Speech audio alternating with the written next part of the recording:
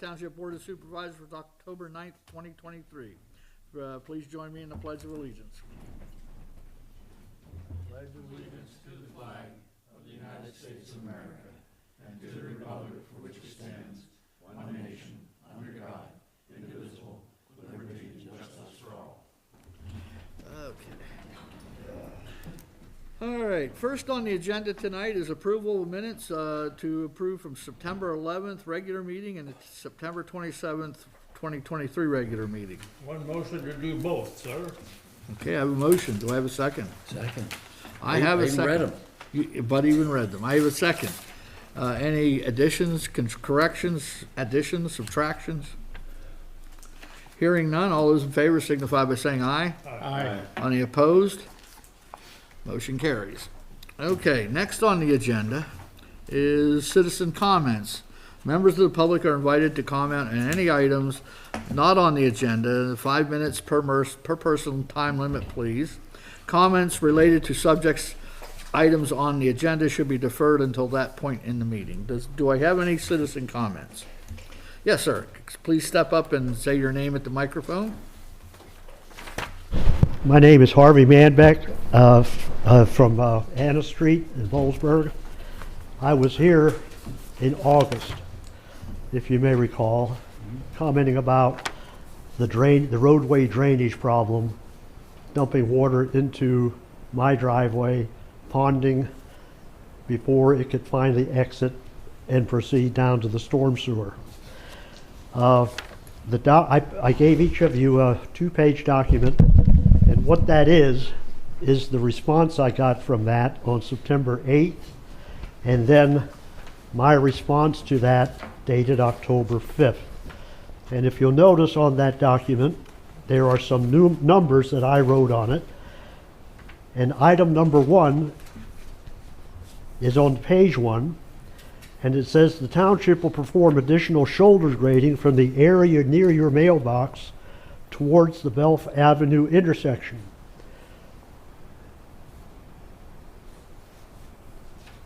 The place where they're proposing to improve the drainage way is about 20 feet downstream from the source of the problem. The source of the problem is where the township drainage way dumps the water into my driveway, where it has to make 2 right-angle turns before it can get to that driveway, to that proposed change. So if you go to the next page, where I have number 2 noted, and it says Public Works will perform shoulder work maintenance, and that is downstream from my driveway. In other words, it's after the fact. My response to the solution is item number 3. I said, for the record, the suggested work does not address the real problem. The real problem is the dumping of roadway drainage water from the north of my driveway into my driveway, then into my yard. The shoulder work is like closing the barn door after the horse has left the barn.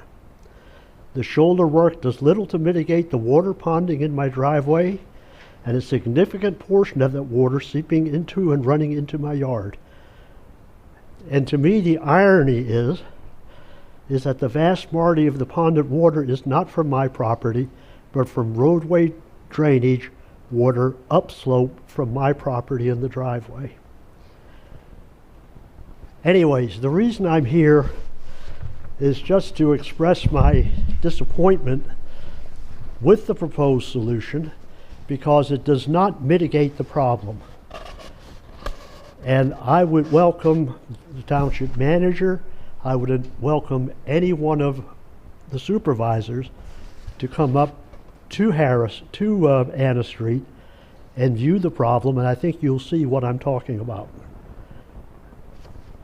That's why I'm here. Just to say that I think that the proposed solution is just totally unsatisfactory, and you're saying, we're going to dump water onto your driveway, now it's your problem. And I just don't think that's fair. Jerry's not here, right? No, I didn't know Mr. Manbeck would be here. Okay. So if there's any questions, I'd be happy to answer. Well, the them. first question is, did we do any of the grading that so nothing has been done? Not yet, that's something that they're planning to. Okay, so we're still in the, what we're gonna do phase, correct? Okay. But the proposed grading is, like I say, about 20 feet downstream from where the water is being dumped into the middle of my driveway. Okay, well, one thing, I'll apologize a little bit, and there's no excuse out there, but on September 25th, we finally have someone in a position to keep things Right. at the head of the table, so to speak. So, Mark, I'm going to put that in your realm, and let's get on it and see. And my get with purpose Jerry and My purpose isn't to rant and rave about it, it's to Why communicate. not? To communicate that the problem is not solved, okay? Right. Okay, and like I said, we have been kind of in flux here for the last 4 or 5 months, and hopefully that'll change and we can move forward. So Mark, you're gonna put that on his agenda. I don't know what the rules are, but I can't imagine. I live not too far away from you. If I'm available during a decent rain, I'll come up and take a look. Okay. Yeah. Yeah, I'm not too sure Anytime. what the rules are, but I'm sure that isn't one of them. Isn't putting water into your property. I'm sure that's not one of the rules. We have stormwater regulations and stormwater rules. I'm sure that's not one of them, right? Well, All right, it's a real problem. Yeah. all right, well, let Thanks for us. hearing it. Yes, let's move forward with it, and then let's try to keep it at the forefront till we can get a resolution. Should do something before snow That would be comes. nice, Yeah, yes. yeah. Okay. All right, any other citizen comments? Anybody else here for a citizen's comment? All right, seeing none, we're gonna move to the number 4, which is new agenda items. This is where, as one of the recent passings of the Pennsylvania government, we have to post meetings 24 hours in advance. This allows us to add agenda items to the agenda for tonight with a vote of the Board of Supervisors. Do any of the supervisors have? Yes, Denny? I wonder if we're planning on doing a reply to the letter from the homeowner association in Hidden Lake regarding the connector, the 45 connector. The letter was passed around. I saw the letter. I read through the You letter. should ask if we're interested in meeting with their homeowners group. I think they were looking for a meeting, perhaps for dialogue. I don't know, they were looking for a written response. Oh, yeah, I don't know. Well, is that something we're gonna do, like a special meeting they wanted, or are they gonna Well, come that's to up to one? you folks if you want to. They simply sent their position as a homeowners association and invited you, if you'd like to have open dialogue with them, you can. It's entirely up to the board if you want to Well, engage I'm those residents. proposing it as a vote for another agenda item. If my colleagues see one way or the other, we can vote it up or vote it down, so that's the position we are now. Well, I think what you're asking is, should we discuss it tonight to Yeah. decide what we wanna do? Yeah. All right, And we does need to vote anybody to do wanna that, so. make a motion? That's fine. Okay, so I'll take, second the motion. he seconded it, we got Denny as a motion. Yeah. All those in favor? Aye. Aye. Okay, what we'll do is we'll put it right past the Loop Road fire hydrant, so that we'll put Okay. it right in there. I'm gonna just write it. You wouldn't have copies of the letter available, would you, Mark? The I original can- one from Patrick? I just have what's attached to your agenda. I can always print more off if you'd Okay. like. I did not bring my copies. Okay. All right, well, Can do that. what we're gonna discuss here tonight is where we wanna meet, if we wanna meet, and how we wanna meet.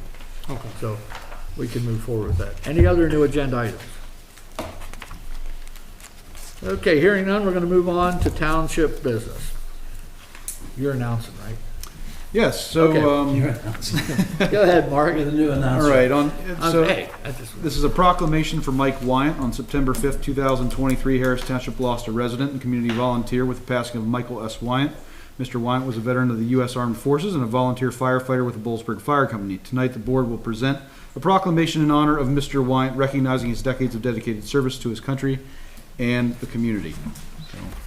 All right, Frank? what I'm going to do is I'm going to ask the family to come up, but before I do that, I'm going to read the proclamation, because I can't do that up there with my glasses. So we'll read it first, and then I'll go up and we'll present the proclamation to them.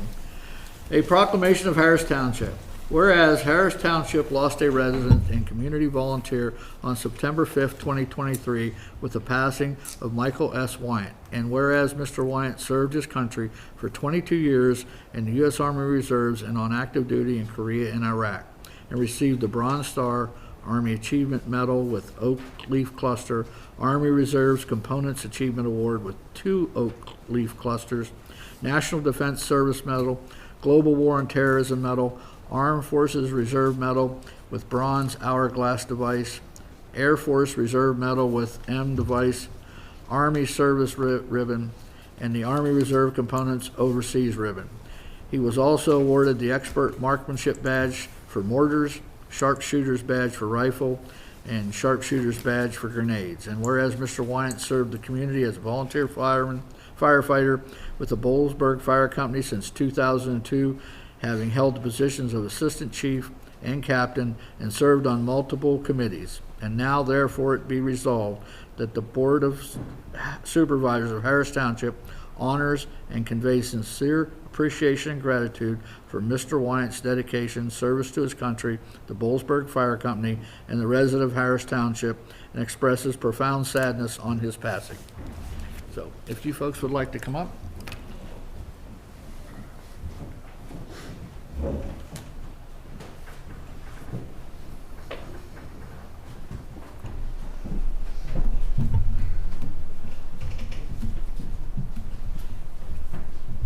And we have his mother and aunt.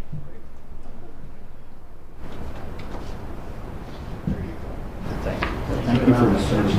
Thank you. You're gonna turn around there. Turn around over there. Stay right here. We're gonna get a picture. Thank you.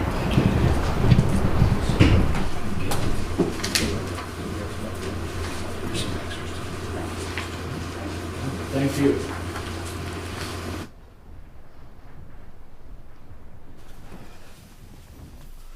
Okay. I'd like to add to that there will be sometime in the future a memorial, something at the Boalsburg Fire Hall. We aren't quite sure yet, but there will be a memorial statue station at the Boalsburg Fire Company in memory of Mike. Okay. Next on the agenda, we have our annual wrestling match with the Chief of Police. So come on up, Mr. Gardner. Go ahead, Mark. Wherever you want to go. Yeah, if you want to sit there and there's a microphone there, you can sit there.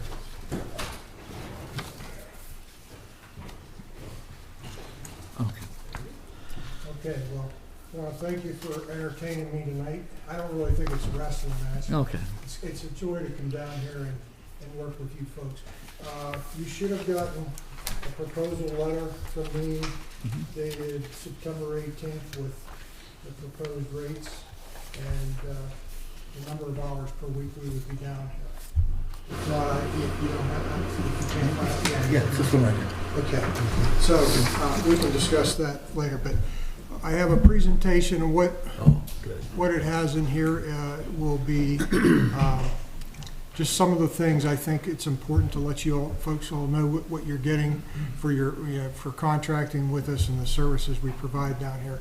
It goes into a little bit more depth. I think we did something similar last year, but I think there's been a lot of change in the department and a lot of things, and it'll address some of those things. So without any further ado, Mark, this is just our mission statement. I'm not going to bore you with reading it. It's been with us for years. The key points are highlighted there, and if you give me the next slide, it boils them down to that. We're being committed to being responsive to the community. The mission is to improve the quality of life in all our jurisdictions through a community partnership and an endeavor to identify and reduce citizens' concerns regarding criminal activity, neighborhood deterioration, and continual nuisances. Then our vision statement. And Mark, we talked earlier, and you talked about the philosophy of community-oriented policing. That's been the hallmark of the State College Police Department for years, is that we don't have all the answers. We oftentimes listen to our public. They tell us what their concerns are, and we try to respond in kind to that. So, next. These are the core values we expect all our people to live by. Honor. They're just not words on paper. It's what we truly believe. Honor is, we expect officers to live exemplary lives both on and off duty. Honesty and integrity. We want to do what's right, legal, ethical, and moral. professionalism. All our actions and behavior and our performance should be professional. Respect the dignity of every individual. We want to promote responsibility and accountability and be faithful in that. And then, of course, wellness. Take care of ourselves, our coworkers, and our families, because if we're not well, we can't take care of the public we serve. Next. This is just our organizational chart here. I know that, I apologize, that chart might be a little hard to read and understand, but one of the things we did this past year, we have 4 patrol shifts. A and B are daylight shifts, and C and D are midnight shifts. There used to be a lieutenant on each of those shifts, A, B, and C, and D, so we had 4 lieutenants. What we did, we went through a PERF study, which is the Police Executive Research Forum, and they recommended we realign that, so for continuity of operation and standardization, so we now have 1 lieutenant over the daylight shift and 1 lieutenant over the night shift, and then there's 4 sergeants assigned to each of those shifts. So what it's done, it's given continuity and consistency across the board. Just some of the statistics here. We are authorized 60 sworn police officers. We currently have 2 vacancies. We have 5 officers currently in the police department, in the police academies. One's getting ready to graduate in November, and we just sent 4 last week to the police academy. So it'll be a while before we see those. Just a little bit about the demographics we have in the police department. We have 71% of the officers have a college degree, of which 16% are master's degrees. 31% are military veterans. 50% of the veterans have a college degree. 12 of our 16 supervisors have at least a bachelor's degree and 4 have master's degrees. 5 administrative supervisors have command school, and that's like your FBI National Academy or Northwestern School of Command. 19% of our officers are female. 6% of the supervisors are female. 17% of the detectives are female, and then 10% are officers of color. Next. These are our goals and objectives throughout our jurisdictions, whether it be the borough, college, or Harris Townships. We want to reduce crime through crime prevention initiatives. We want to improve traffic safety in all our jurisdictions. We want to improve the safety of the community. We want to reduce unreasonable noise in the neighborhoods at night, improve police professionalism through training, and we want to promote community diversity, equity, and inclusivity. Next. Sorry, it's not responding. There we go. Okay. And then this is kind of our collaboration wheel, the organizations that we collaborate with to promote community diversity, equity, and inclusivity. We have this Center County community conferencing. It's a service we use that can come out and help resolve conflict if you have neighborhood disputes, roommate disputes. We have a lot of times things that don't rise to the level of police involvement. We can get, maybe if both parties are willing to go with it, that we can help mediate those things so we don't need to involve police. We have our neighborhood coalitions, which we meet with routinely and regularly. We have the Community and Campus and Unity group that's been around since 2014 that meets on issues that plague our greater community. We've worked with State College NAACP local chapter, the Center for Policing Equity out of Denver, Colorado, which has come in and helped us do an overall assessment of our policing and what have you. We have our Community Oversight Board in State College and an advisory committee on policing communities of color. So just a small sampling of the groups that we have worked with to promote community diversity, equity, and inclusivity. Next. This is a small sampling, a snapshot of the trainings and professional development of 2023. We do a lot of things. This is not to me an all-inclusive list, but this will just give you a breakdown of a lot of the specialties and trainings that we send officers to and what you're paying for here with your hard-earned township dollars. Just things like basic negotiators course where we have trained negotiators. If we have a crisis that we can send out and they can negotiate with somebody who may have barricaded themselves into a home or house or whatever. We have wiretap certified investigators. We have RAP virtual training. That's something we bought last year. It's where we can actually train certain scenarios to where you get a situation where it's barricaded, gunman, hostage situation, or what have you. It's virtual. If you've ever played virtual games, you put headgear on and you're actually like you're transported to a scene of something like that. And we measure how officers react to that. It reduces liability, and it also trains our officers how to handle things in a much better fashion. But there's just a lot of things out there. I won't bore you with reading them all, but you can see we're one heavily trained police department. These are some training conferences and symposiums we attended in 2023. The NASRO and PASRO, that's our school resource officers. They go to a national conference, which is at the top. And then the PA one in Pennsylvania, we do that. We have trained negotiators through the FBI Crisis Negotiators Conference. There's 3 or 4 individuals that are trained there. The PA DUI conference, PA accreditation conference. We're an accredited police department. We were just reaccredited recently for the 6th time. We've achieved premium status in Pennsylvania. We're one of there's over 1,400 police departments in Pennsylvania, I believe, and we're one of less than 200 that have that status. So it's very, very satisfying and gratifying. And then PA Crime Prevention and Community Relations Symposium. Next. Grants and awarded for 2023 and 24.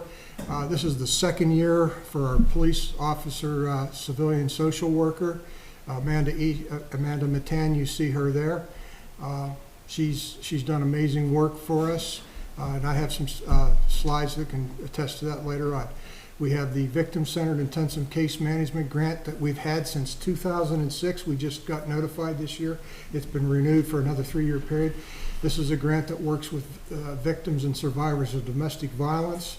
We have a model program. We help throughout the region, throughout the state, and we've even been consulted nationwide because of our program. We have a PCCD grant, which is Pennsylvania Commission on Crime and Delinquency, for Civilian Community Relations Specialists. We're still searching for that individual to help us work with community groups and individuals who would rather deal with a civilian than a police officer. And then we just recently were awarded almost $3 million, a PCCD grant awarded for technology improvements and a new records management system. We went in with this. There's a consortium, us, Patton, Ferguson, and the university that will share in that to bring a new records management system to the region. And then we have numerous DUI, pedestrian, school bus enforcement grants that we've gotten again. Some of the accomplishments of 23, we had Officer Larry Hopkins graduated from the Police Academy, again, field training program. We hired 5 new officers, and they're attending the academy, and their names there. Just some of the pictures of them right there. We're excited about that. Our eligibility, we did establish the new eligibility list for police candidates. That's an ongoing process. It's getting harder and harder to recruit police officers for a lot of reasons. And it's not just us, it's across the region, it's across the state, and it's across the country. So we're very proud of the people we're able to bring in. The people we are bringing on are highly qualified and very dedicated, so we're proud of that as well. Next. And some of the accomplishments of 2023, as I remarked earlier, we revamped our patrol shift and supervision, going to 1 lieutenant on each of those daylight and night shifts. With that, we promoted 4 new sergeants, Dean Woodring, Andrew McGargy, Matt Dale, and Cole Stover. Yep, Matty Dale. And we named a new officer for the Community Relations Crime Prevention Specialist, which was Dean Woodring before, and Officer Kylene Abramson has now assumed that responsibility. So a lot of exciting things for the police department there. This is the future of the department and the leaders that'll be around a lot longer than I'm going to be. So questions on any of this so far? Matthew Dale's a local boy. Yep, he is. Really good background. He not only has the police experience, but he was a dispatcher, he was a fireman, so he's well. Paramedic? Yep, EMT or paramedic, one of those as well. Last week you did a CNET program with the chief from Ferguson and Patton. Yeah, I did, yes. Yep, last week or the week before, I think. It was on broadcast and CNET last week, so I watched that one. So oh, good. Nice I haven't job seen it yet, so. All right, next. We held a local camp cadet. These are some of this was Girls Week. We had held this annual Citizens Police Academy, which is coming up pretty soon.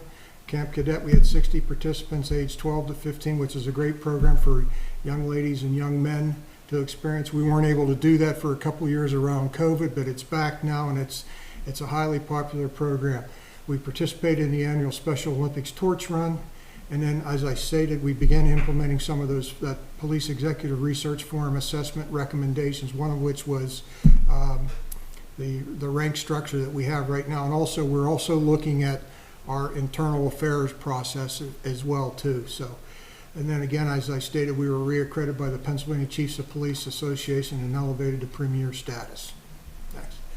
Some of the departures and retirements. Lieutenant Todd Skolton retired with 28 years of service back in June. Teresa Gedman, our record supervisor, just recently retired with 35 years of service to the borough.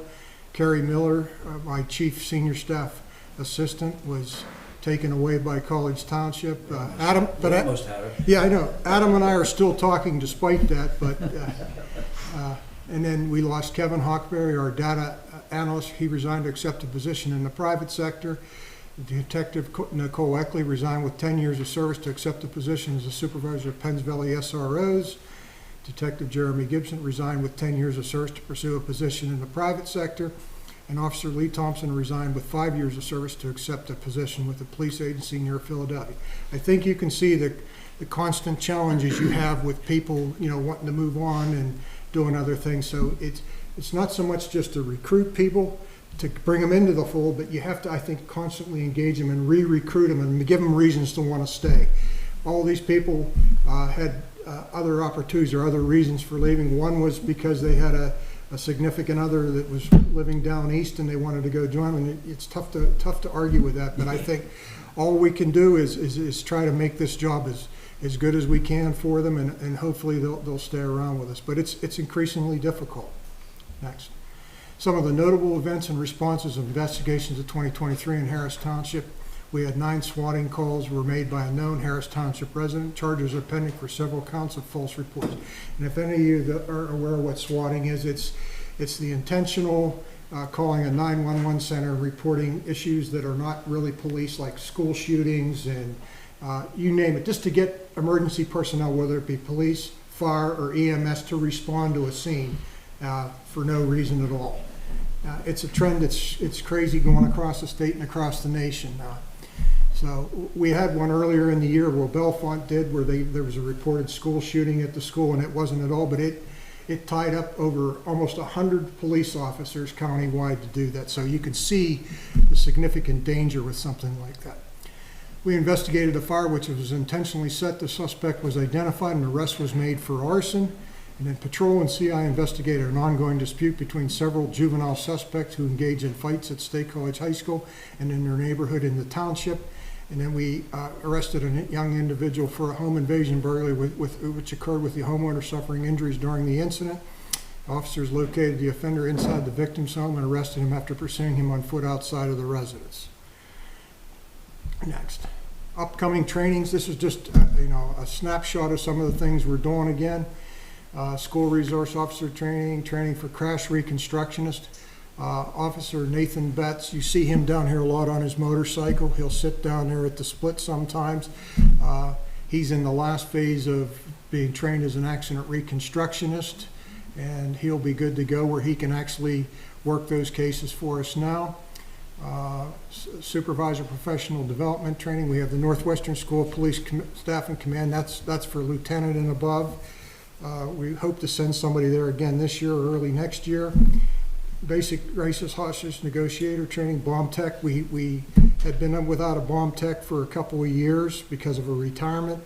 That bomb team is Penn State's. We've had a member on that team for a lot of years. It's very important. So Officer Eric Burnett is the officer who's finishing up the training for that, and he'll be certified probably within the next year.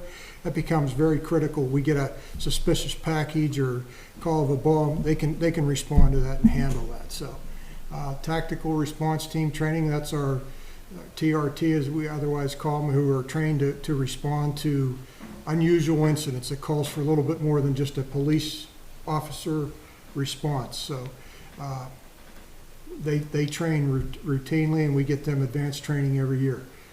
Records management training, various forensic and criminal investigation training, use of force training. The officers who help people install car seats in their cars, they have to be trained and certified to do that, so it's done safely. We have the National Tactical Officers Association Public Basic Ordnance Command Training Basic Order. It used to be our mobile field force where you see us move crowds and all. We get specific training in that. And then I mentioned earlier virtual reality training, which is in use of force, recertification, firearms, and tactics. Next. Our police social worker program I talked about a little bit earlier, but since the start of the program in 2022, there have been 731 referrals to the program. These are usually incidents where there's some mental crisis or mental health issues and what have you. They don't respond to the initial calls. The officers still have to make the scene safe, but a lot of this is follow up with the families and the individuals themselves after the fact. Our social workers join several mental health related committees in the community. They've established a partnership with a psychiatric provider that sees individuals within 2 weeks of referral. Sometimes it was months before you could get somebody in, so we've been able to expedite that process. Collaborated with several community agencies to provide team approach support to individuals in the community struggling, and assisted individuals with obtaining meds, housing applications, connecting with resources, and many other connections with individuals and community resources. Next. This just will give you a little bit of the statistics. You can see there's been 56% females and 44% males that we've assisted. 86% of those people were white, 10% black, and 4% other. 32% of the age group between 25 and 44 years of age, and 28% of the age group 18 to 24. 13% are veterans, 84% are downtown district state college, 12% are college township residents, and 4% Harris Township. So that's the breakout of what the social worker's been dealing with right now over the past year. Any questions on that at all? This is social worker. Yes, this is the social worker that does this, yes. And a lot of it is she'll go out and the officers go to the scene and they'll secure the scene, and then she'll start immediately working with them. Or after the fact, when there's follow-up to be done, she'll work with the families and she'll work with the individuals. In the past, the officers would have to spend hours with that, so we've been able to free them up, so we have a trained social worker. Does that include domestic violence, social work? They can, yes. Okay. And they'll also help with the hostage negotiations and crisis negotiation too. We just sent her to a crisis negotiation training down at Elizabethtown College this past week, so she's been a godsend in that respect. Next. This is the total calls for police services, includes Part 1 and Part 2 crimes, and we'll go into that a little bit. The blue is State College, the orange is College Township, and then the green is Harris. And you'll see you guys remain pretty steady there. Don't ask me to read those numbers because I can't. Nigel probably could read them there. Green is us, that's all. Green is us, right? Yeah, the green is you, and you can see crime and calls for service have remained pretty static across there over the years. So that's a good thing. You're not seeing spikes and what have you. So, and then we'll go over the Part 1 and Part 2 crimes, and you'll see what it'll further show you how basically Harris has been a really safe place. Next. So Part 1 and Part... I was looking at that, I noticed kind of a dip in the second set of, and then a steady rise. Are we looking at COVID there? Yeah. Coming out of COVID? Yes, you actually are. And what we're starting to see now, last year we started seeing a rise a little bit coming out of COVID, and we're seeing even a bit of it more this year. But it's all COVID, mostly COVID related there. Okay, or lack thereof. So Yeah. that's a good thing, both good part of it. Yeah. Part 1 and Part 2 crimes. At the top are Part 1 crimes. Those are your serious homicides, rapes, robberies, assaults, burglaries, things like that. And the Part 2 down there are more, I'm not going to say they're less serious, but they're not as serious as up top. But what you'll see up top, if you look at Harris Township, you won't see any homicides, you won't see any rapes, robberies. Those are the things that tend to keep people up at night when you look at those kind of things. Which one's Harris Township? The third one there. Third one, 000. Yeah, so, and then you look down, fraud across the board at Part 2 down into the second line down, you'll see that's fraud's pretty common across all jurisdictions. Where else do we have here? Disorderly conduct seem to be pretty steady across the board here. But you'll see, in terms of violent crime, Harris Township is pretty safe. No gambling. This is for 2022. So that's the full year of 2022. The next slide will show January 23 through August. And you're going to see Harris did have one reported rape, but no homicides, no robberies. So still pretty consistent, safe numbers there. And again, you'll see frauds. Frauds seem to be, they're on the rise everywhere. So, and these could be anything from those emails you get or letters you get, promising you something that sounds too good to be true, or they prey on a lot of older people sometimes, or people that, you just have to be mindful of. If it sounds too good to be true, it probably is, and you should probably contact the police if you get something like that. Any questions on those Part 1 or Part 2 crimes? Can we get copies of that? You'll I have a copy. I can print it off for you. Yep. This is the Harris Township crime data. We plotted it on now you're gonna need to take your glasses out, but Where the heck? Looking for the dots. Yeah. Connect the dots, right? so the legend up there will tell you what the crimes are, and then it's plotted on here. I wish it was bigger, but I think it's important. It's not enough that you say you had 15 assaults or whatever. This will show you where we've mapped them. Now, I will say this. They're intentionally offset so that, if you try to identify somebody's address, it's to protect that. So, but this is... It shows us the area. Yeah, it shows you the area. So that's the crimes between 1/1 and 8/31 of this year. Some of the enforcement programs for Harris officers, we conducted 305 traffic enforcement stops for violations other than DUI. The strategic traffic enforcement plan identifies the top locations of target enforcement areas for action. The speed sentry data, we've put those down here to collect data and compliance enhancement, like for the radar speed signs.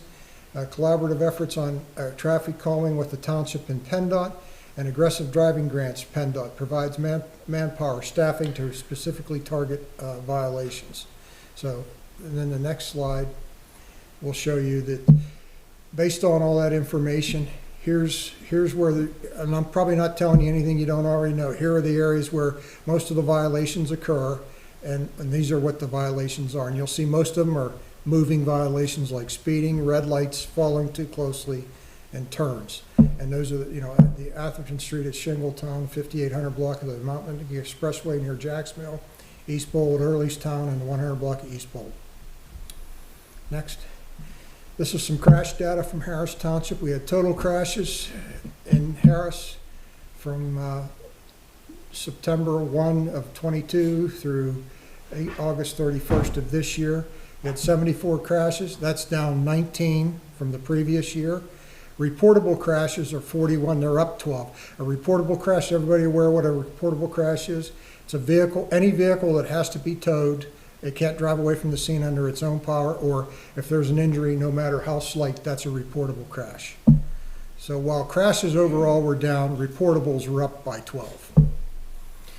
Injury crashes 19, DUI-related crashes 5, fatalities 0, and fatal pedestrian crashes 0.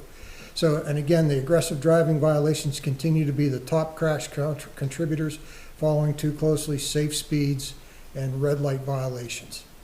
That fatal pedestrian we had was last year, not Yeah, it was last year. last. Before this.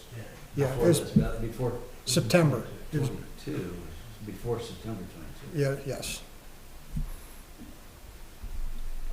This is your crash data where they're occurring. Those big bubbles are where they're really concentrated. So you can see that one, I believe, is Shingletown at 322 there at the big intersection. That shouldn't be a surprise to anybody. And then the next one there, I believe, is that at Church, I think? Church. Yes. So this is where all your accidents are occurring. There's people turning up the hill. Mhm. And then here's the proposed rates. We've recommended 76 hours of police service per week. It comes out to 121.02 per hour of service for regularly contracted hours. And then if you were to exceed that 76 times whatever, 52, whatever, at the end of the year, you would pay the premium rate. I will say this year, right now, as of September 15th, you are 88 hours under. So we would owe you money at the end of this year if that trend continued. And that's just 12 hours over a week's work done here. And considering all the people we've been down and the staffing we've been down, I'm pretty pleased with that we're not. Well, don't we usually see, I don't want to call it an uptick, but like December, November, when the holiday season, You will. That will go up a little bit. You will, and it doesn't allow sometimes, there's been years when we were really good, and then we had the ski lift, chairlift accident out at there that, drove up a lot of, one major crash, we had another major investigation we had to do down there, but you will see that with the holidays and people reporting thefts from their porches and things like that as well too, so.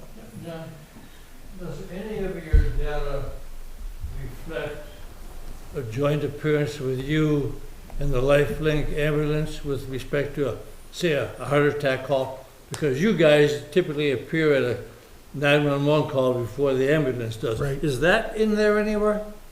In terms of what, Number of incidents, how often you do it, or the fact that your people are trained in AED. Yeah, That's the asset that Yeah. you bring with respect to every vehicle having an AED unit. right, not only that, but naloxone, when somebody's experiencing a Yeah. drug overdose, we're there.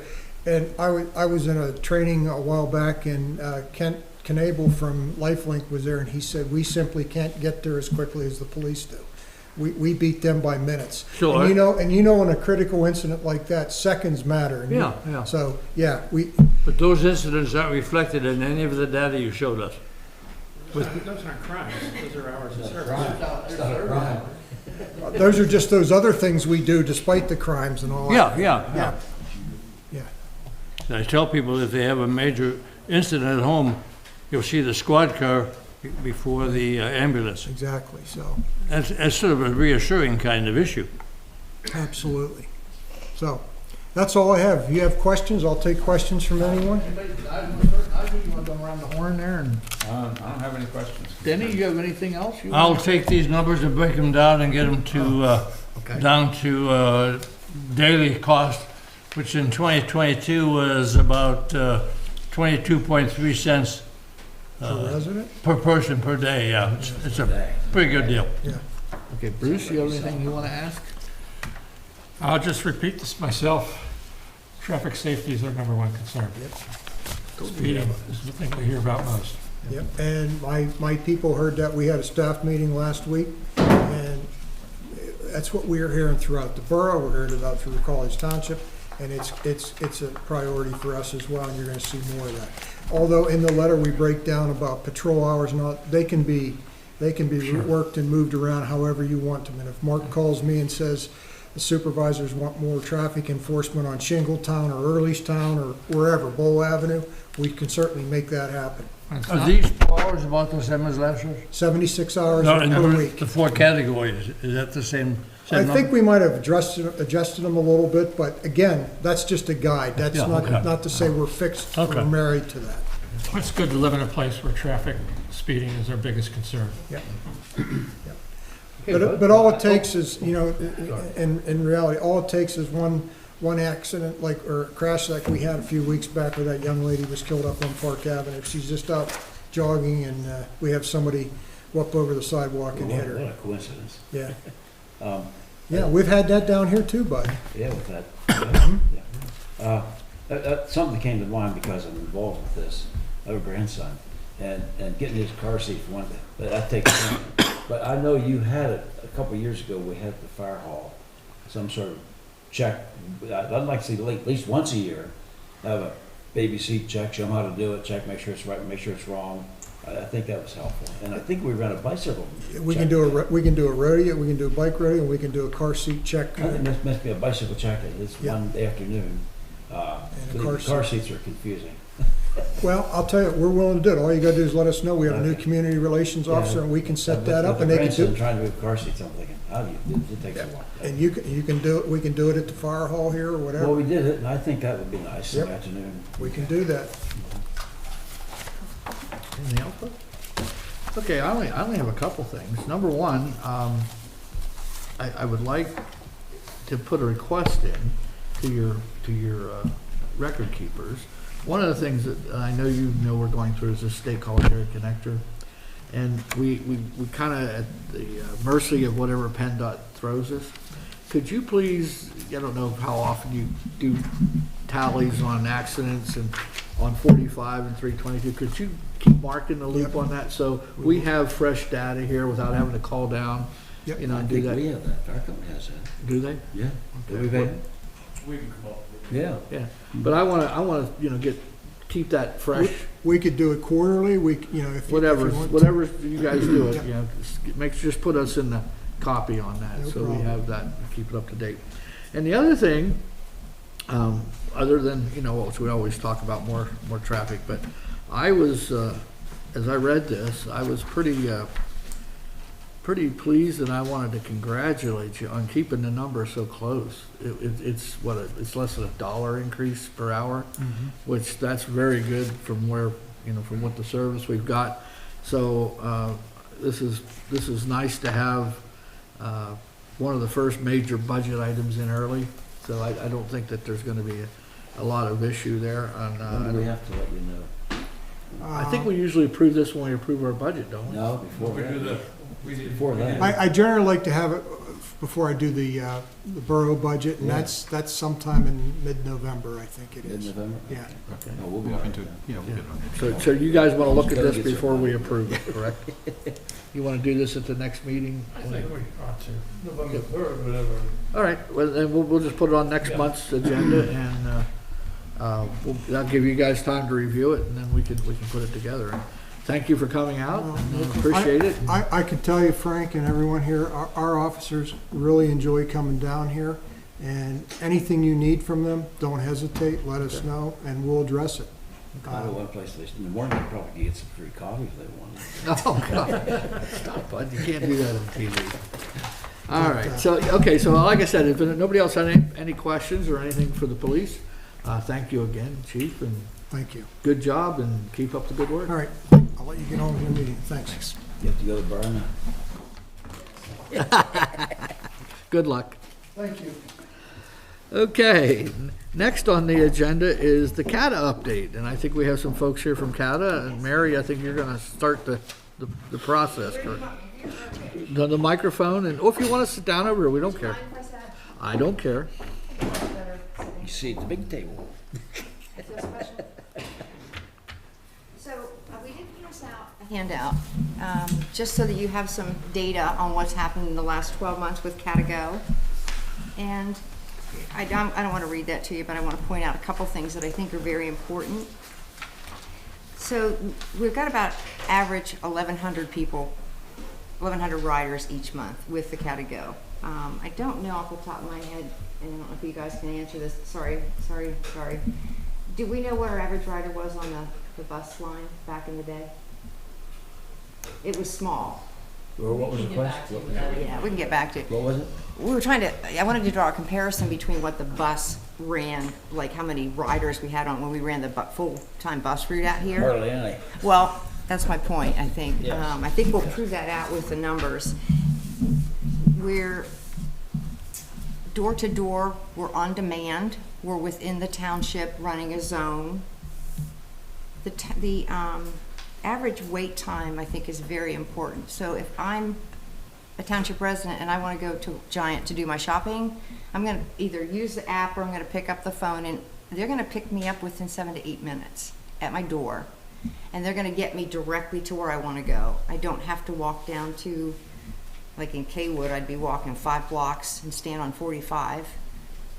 But I'll actually get a direct drop at my grocery store, my medical provider, whatever the case may be. So that's really what the service value is to the constituents. 70% of the trips are actually faster now than they were when we did the fixed route bus. 60% on average of the people that we serve with the Catago are in the Ashworth and Jack Mills area. So that's really a big draw for this service. Just so you know that we're really serving that specific area with a high need. And we had a very high October 3rd rider 74 people, which was like, it's kind of an aberration, we believe, but that's a lot of rides for a day for a township. We do have 2 full-time Catago vans running in the zone with one on deck in case demand goes up. We're ready to serve more if the need comes up. Of the people the ridership data that we have there on the 74 riders for October 3rd, that's really kind of an average of what we normally see. This is where people go when they use the CATA service, the GO service. About 43% go to grocery stores and shopping. 21% on average connect to go downtown or somewhere else. Over 30% are really that pharmacy, medical, CVS run, so that's a big number that we're providing support for. And then there's the 5.4% inter-Boalsburg travel. We have seen an uptick in business to and from for those area businesses that are listed on that list. So we're starting to move people around the township and into the township to attend these business functions and to go to use these business services that are in the area. So we did expand, as you know, and I know I talked to one of the supervisors in the last couple of months. We did an expansion into, yes, Shingletown. And we expanded out further out Route 322, out the whole way past Tate to that small development on the right. And there was some expansion on 45 as well. We haven't had a big uptick in ridership. As a matter of fact, we were kind of surprised we didn't get anything out of Shingletown. I thought for sure by now we would have had at least one. But we're there and we're prepared to. Well, I think it's new. but it must be CATA rides that are CATA go. It's every day. It's every day actually. Well, Really? yes. Yeah. Well, I must. Well, I want to thank you for working on this. We had a situation where a person in Shingletown is disabled or whatever, and I found out that we didn't go to Shingletown. It was a half mile out of your zone. So I want to thank you for really jumping in there and helping resolve that problem. But there must be another issue there. Oh, I know what it is. This gentleman likes to go to McDonald's, and he was told they don't stop at McDonald's. They stop at Wise, they stop at CVS, they stop at Giant. They will not stop at McDonald's to let him go. And he's unable to walk from the Giant over to McDonald's. So I think you may have heard about this, but whatever. That's just you'll hear about it. We'll look into that. Yes, for sure. but I want to thank you very much for your help on that. Oh, you're very welcome. But when you said Harris Township, none of us realized it wasn't all of Harris Township. It was just within the zone, within a half mile what the zone was, and he was a half mile after that zone. And you did acquiesce. And We worked with. He does use it, but I'm not sure why you don't have anything. Okay. Well, we'll look into it, but, Well, anyway, thanks for your help on You're that, welcome. because that's. It's there, yes, and yes. and hopefully Yes, we'll it's get. available, and I would think over the years, Shingletown is getting older. That's what Mm-hmm. the resident told me, and I Yes. talked to her multiple times. Mhm, So, yeah, okay. yeah. So the other thing I wanted to just talk about is, I don't know if you got this in your mailbox, but we're actually doing a survey. There's a survey that went out to all the residents. We want to know what we can do better. And it's an opportunity for them to give CATA feedback direct, not only in the manner that they would, you can call in anytime to CATA and give public comments just like you can to the township. And we will address them at the board meeting, but we're also asking for data. How do you feel? What can we do to make it better? Type of thing. You're looking at me like you didn't get this? I haven't seen it. I haven't You seen haven't it. seen I this? haven't seen it. I would say it. We will. Blame it on the post office. Blame it on the post office. I got it. Did you do a 16828 zip code? That picks up 27? Linden all West Valley. 271640. Yeah, we'll take a look at it. But if you didn't get it, it's very Okay. easy to, if there's questions, anybody resident in Harris Township wants to talk about the service, please direct them to us. We are more than willing to listen. I can tell you that, first of all, thank you for letting me have this role on the CATA board, because I have learned so very much. All my life I'm thinking, you pay your little coins and it covers the cost. Well, you're a long of way off from getting that card, right? I can tell you that, no, I got the card. But all, you know, my mother rode the bus to go to work for her whole career, and I always thought you pay your coins and you cover the cost of the services. Well, I did not know that wasn't real when I got. Didn't have to everybody. Oh my gosh. Well, you didn't know how much more goes into the cost behind the scenes. And I can tell you that the board has changed, that it's kind of a new board, and we have a fresh approach. And we will look at Cat-A-Go and Cat-A-Ride and the bus lines every month, all the time, and try and provide a better value for the dollars and improve service, so. Might I suggest that you get that bulletin to the people that do our e-newsletter with respect to perhaps if you haven't gotten the postcard, if you got it, to fill it in and get that back. Thank you. Because we had a major Suggestion. glitch on the email distribution, so we pick up like 1,200 people on the new That's system. excellent. Thank you. That's a very good suggestion. So that goes out like once a week, Mark? It'll go out on Thursday. We send it a Okay. couple times a month, but we'll send it out this. Oh, the update. Yeah, the update. Yeah, we'll send it out this Thursday, and we'll add this to it. That's one It hits about half the Well, rest of everybody's us. on the list. Yeah. Everybody's on the list. I'm on Gets that it. list. I like getting Oh, that. yeah, okay. Yeah, I like that newsletter. So I'm done, and I will. Can I ask you the 21.3 to a fixed route? Is the fixed route what I call the big bus? Yes, it's a bus. Where would they pick up that In big the Hills bus? Plaza area, there's a bus route in there. In the Hills Plaza? Yeah. Okay, But fire stop, right, fire stop. Okay. Yes. Yeah. Yes. okay. I'm just curious about, I mean, I saw the postcards, that starts to answer my question about how are you promoting this and these changes? I mean, it used to be fairly easy for someone to know where the bus stop was because there's a little sign there, you walk by, you can see the schedule. And so, I'm not sure, I know how many people are still not tuned into the fact that they can dial up and call for this service, you know? And one of the things, just a side issue, and I'm not gonna take my wife on the phone, good, I'm gonna take credit for this. No, it was suggested to me that putting QR codes on those closed bus route signs.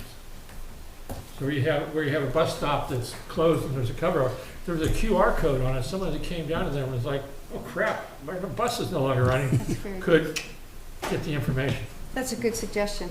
I don't know how we can do it, but we can certainly look into it. They should have all been removed. Where, are you still seeing one somewhere with a closed thing on I it? am. You Yeah. are, okay. Yeah. Yeah, I mean, I don't do a survey, but I see them periodically, you know. There's Yeah, less That's a that's good feedback, though. That's good Yeah, they should feedback. have come out over the summer, so, The entire sign, not just the cover. yeah. So to address your earlier question about how are we promoting is there have been press releases, there have been announcements on TV, in the Center Daily Times, on all the media sites that I've seen that, you know, look at the new Cat-A routes. Now, it wasn't specifically talking about Cat-A-Go in Harris Township, but the August changes were all part of that. To your other point, I think this email distribution will help get that message out to Cat-A-Go. Customers available in Harris, and maybe we need to even find a way to kind of highlight that Cat-A-Go is available and serving Harris Township. Well, one thing, if you take the changes, anytime there's a change, or even your regular, we have a website, you know, we have a Facebook page. You know, if you get it, the information to Mark, we can get it up on all those things. That's And good it would be feedback. something like Facebook, it's gonna be there anytime somebody goes on and tries to find it, so. I mean, I'm just afraid that a lot of the people that most need these services are the least technological savvy. Yes. You're right. And many of them don't have computers, but they will call us. They call us frequently. And that's why I like the postcard. I have a sister-in-law who has a telephone that basically makes phone calls in and out, Yeah. and that's it. And she does not have a computer. Yeah, there's a lot of that. Yeah. So, you know, we do need to make sure we don't leave those behind. If you encounter anybody that's just concerned about calling like the organization because they don't want to go through the menus or whatever the case may be, feel free to give them my cell phone number. I would be happy to help them get acquainted with what's going on and what we can Give do. that to Mark. and With the he'll put it on township, yeah. He'll put it on the website. Well, let's not Sure you get would, but you sure you would. Wait a minute. Like I now. said, we're Put it on the website. Now. Make sure, Easy. make sure that Deb has it. Yes, yes. Yeah, When everyone make sure calls Deb them, we'll has it. make sure that they know. So if somebody Careful calls what the you wish township, for, Deb right? can give it. If they're concerned, we'll have Make them a call. We'll New screen the friends. calls for you. We'll screen them. 814. Go ahead. If I may, I'd 441. like to clarify though that there are three 006. ways to reserve a ride. It's on the app, on the computer, and then for people who don't have those, they can call in. And our receptionist will make the reservation for them. And they really do talk to the people that call in. It's very friendly and social, so. Okay, anybody else have any other questions for Kata? Well, thanks for coming, folks. Well, I would Oh, like go to. ahead, I'm sorry. Well, I want to thank you. You responded to my phone call, excellent, and they followed up on it. And the sister of this gentleman we're talking about was very, very pleased. I just talked to her today. She's very happy. Everybody's so nice, but they have rules, I guess, and we're trying to modify the rules to fit us. So, yeah, we did a great job there. Thank you. Thank you very much. I appreciate it. Thank you for your All right, well, time. thanks for coming, and like I said, keep us in the loop, and you get the stuff In the to loop. Mark, and we'll get it up on our Thank Facebook you, and folks. we'll. Okay, Nice I'll to let meet you- I you. get Nice it. meeting you. Okay, talk to you soon. Is your bus outside? Your bus outside waiting? You know, I have to say, Has somebody take a cat to go here tonight, so. you have those articulated buses now. I see them out there in the town. Well, they're smooth. I would have thought, boy, they just handle it beautifully. I see them go around corners. I think, watch out, but they are great. They actually turn better in the forties. Do they really? Yeah. And they hold how many? How many do they hold? How many are they supposed to, or how many do we put? Well, I've seen them so packed that yes, I have. Standing room only. You don't even wanna know how many. No, probably not. No, I don't. And either does public utilities want to know that. How many do they hold, just seated passengers? Oh, see, that's a tough question too, because we buy fewer seats so we can fit more people in standing. So, I would guess maybe a normal one might have like 50 seats, Oh, but that's I a would- guess. We get as few as, we don't get that many seats. Good. Okay. You've come a long way in the last 2 or 3 years, I will say this. Well, thank you for coming. Okay, next on the agenda is the Howard Fire Company request for fire police assistance. So moved. I have a motion. Do I have a second? Second. I have a second. Bud made the motion, and Bruce got the second in. Is that okay, Deb? Anyway, any other comments on that? Hearing none, all those in favor signify by saying aye. Aye. Aye. Any opposed? Hearing none, motion carries. All right. Next on the agenda is a local planning service from the CRPA, and this is something that we do need to discuss here this evening, for the reason that, you know, we all know that there's been some turnover and some changes at the planning office, and we have to decide what we want to do going forward. And I think if you read in the thing, do you want to go ahead and read that? Yeah, I can go real Boy, real I didn't read fast. the whole thing. No, I'll just paraphrase it. Yes. So, the municipal managers met with the COG executive director and the CRPA last month to talk about the status of local planning in the COG, and we are going to be meeting again on Wednesday of this week to kind of report back as to what is going on. As we discussed last month, we currently pay for 40% of a position, along with associated administrative costs. As Frank mentioned, the CRPA has had a lot of staffing changes, and actually, since last month, there's been another land use planner submit their resignation. So as of the end of this week, there will be no land use planners left in the agency, and the agency director is going to be retiring near the end of November, so a little over a month away.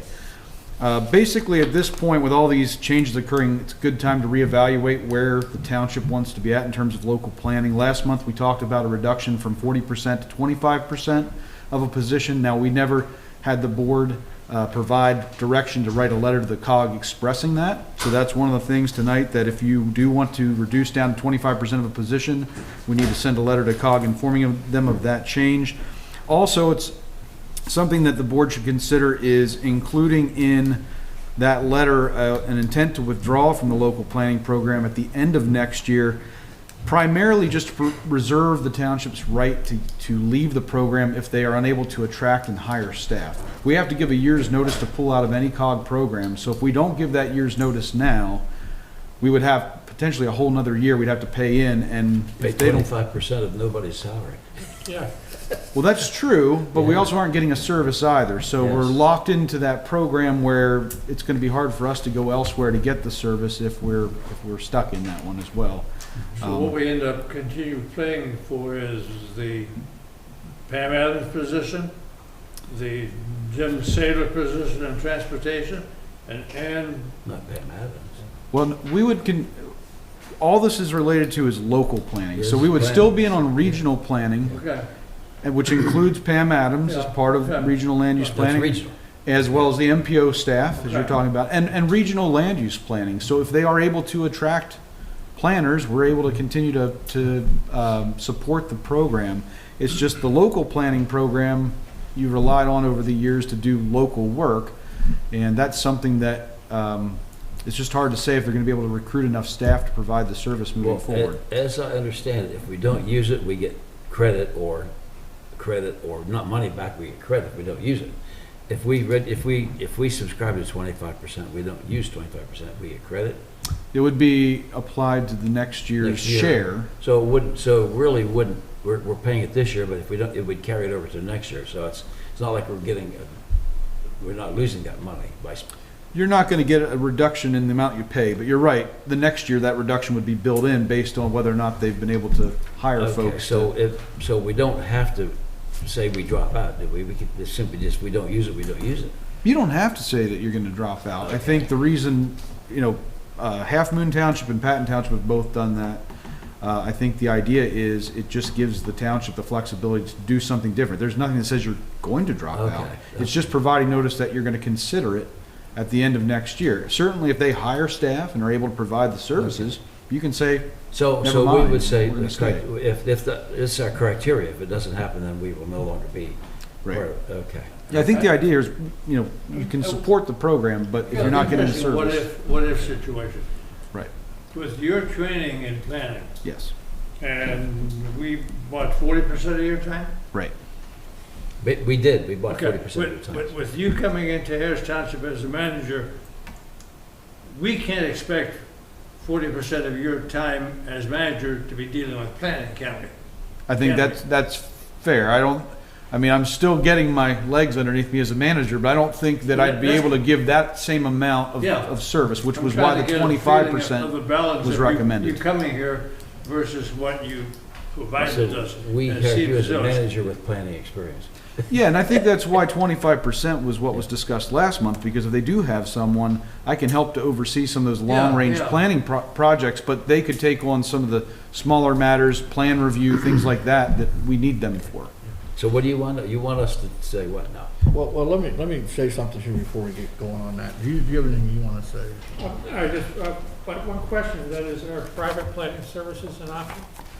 They're an option, but there's not a lot of folks nearby that we could contract with. So odds are, if we were to try to get a private consultant, they would not be from the area and have a lot of familiarity with the area. Would CEDACOG be an option? I don't No. think CEDACOG has enough staffing to Okay. provide that either. CEDACOG doesn't do local planning. Yeah. They only work the 11 counties. They do local planning. Do you have anything you want to ask? Okay, one of the things that whenever Mark accepted the position, we talked, one of the things that we asked him to do was to look at our overall staff and our operations and see if there's anything that we could increase, decrease, change, add, subtract. So I think part of what Mark's saying is that he wants time to look at that, but he also wants to keep our options open. That's why, as part of the letter, if we drop back to 25%, he wants to put in there that we plan on leaving next year. Now, next year comes, we can say, well, we changed our mind, we're not leaving. So I think what you're saying, if I'm hearing you correctly, is you want that as part of the letter, so that we have that option open to us. Flexibility. Flexibility, so that if he does say, hey, I can bring somebody in, or I can train this person or mentor that person, and we can handle it inside, and if he comes to us and says that's what he wants to do, then we are set up to leave the planning. We will still be in the regional planning and paying for Pam Adams and all the other parts of planning. It's just the local for our plan reviews and the things that we do, like when we did the ag thing, having all his time for looking up all the stuff we needed with the ag ordinances. So that's still something that's gotta be discussed with him. I guess Shelley Nato is also in that unit, isn't he? No, that position's self-funded through the refuse and recycling program, so that's not something you contribute to. Okay. So I guess basically what we're looking at here tonight is, number one, do we want to go to 25% position next week? And do we want to open up an option and also put in that letter that we are considering or leaving, whatever the wording is, that we will be leaving at the end of 2024? That's what's on the table I tonight. don't want to put that in there because I don't think that sends a good message. Now, if we don't use it, as I understand it, we don't use it this year, it'll be carried over to next year. If we don't use that year, we keep carried over. Sometime along the line, we have to say we're tired of carrying it over. But we have to have local planning. We have to have it. And I don't know that we want to send a message that if you don't hire somebody, we're dropping out. I'm not sure that's. Well, but the right I don't think message to we're send. not saying that we're going to have local planning next year. We cannot pull out until the end of 2024. Well, I don't even think we should, don't think we should even do that. Let me finish. What we're saying is, we're gonna put the option open, and if it comes to next July, August, and they're fully staffed and we're gonna continue, then we can call up and say, hey, we're gonna continue, we're not gonna drop out. But if it goes the other way, and there's no local planning available in there, and we've gotta do it on our own anyway, we wanna have the option to say, okay, since you aren't providing it, we wanna drop out. Well- That's what we're talking about. It's not that we're saying we're gonna get out. If they can provide local planning, we're staying in. But again, Okay, that's fine, but I don't necessarily think we should say we would drop out. I don't think that's. if we that's don't, our- then we're locked into 26. We can be, but it's not gonna At cost what us percentage? anything. At what percentage? Yeah. Well, it would be whatever percentage we want. 1%? Well, we can go down to We can 25 get or down, we 1. can get down to 5% if we wanted, but I'm not in favor of indicating we would drop out. I think that we need to stick with it. Yeah, you I- can't, you can't go to a percentage that's so insignificant. No, you We can't do go back. 2%, I agree with that. Well, I just was pointing out that's almost the equivalent of No, dropping out. yeah, I agree. Right. But I'm not in favor of No, I of think, indicating drop I out. like the 25%, Yeah, and then we'll let's- see where we're at. Yeah, let's do that. And dropping out? No, I don't see a need for that's kind of a wrong message. We want to keep our local planning option available. Now, we hired Mark as our general manager.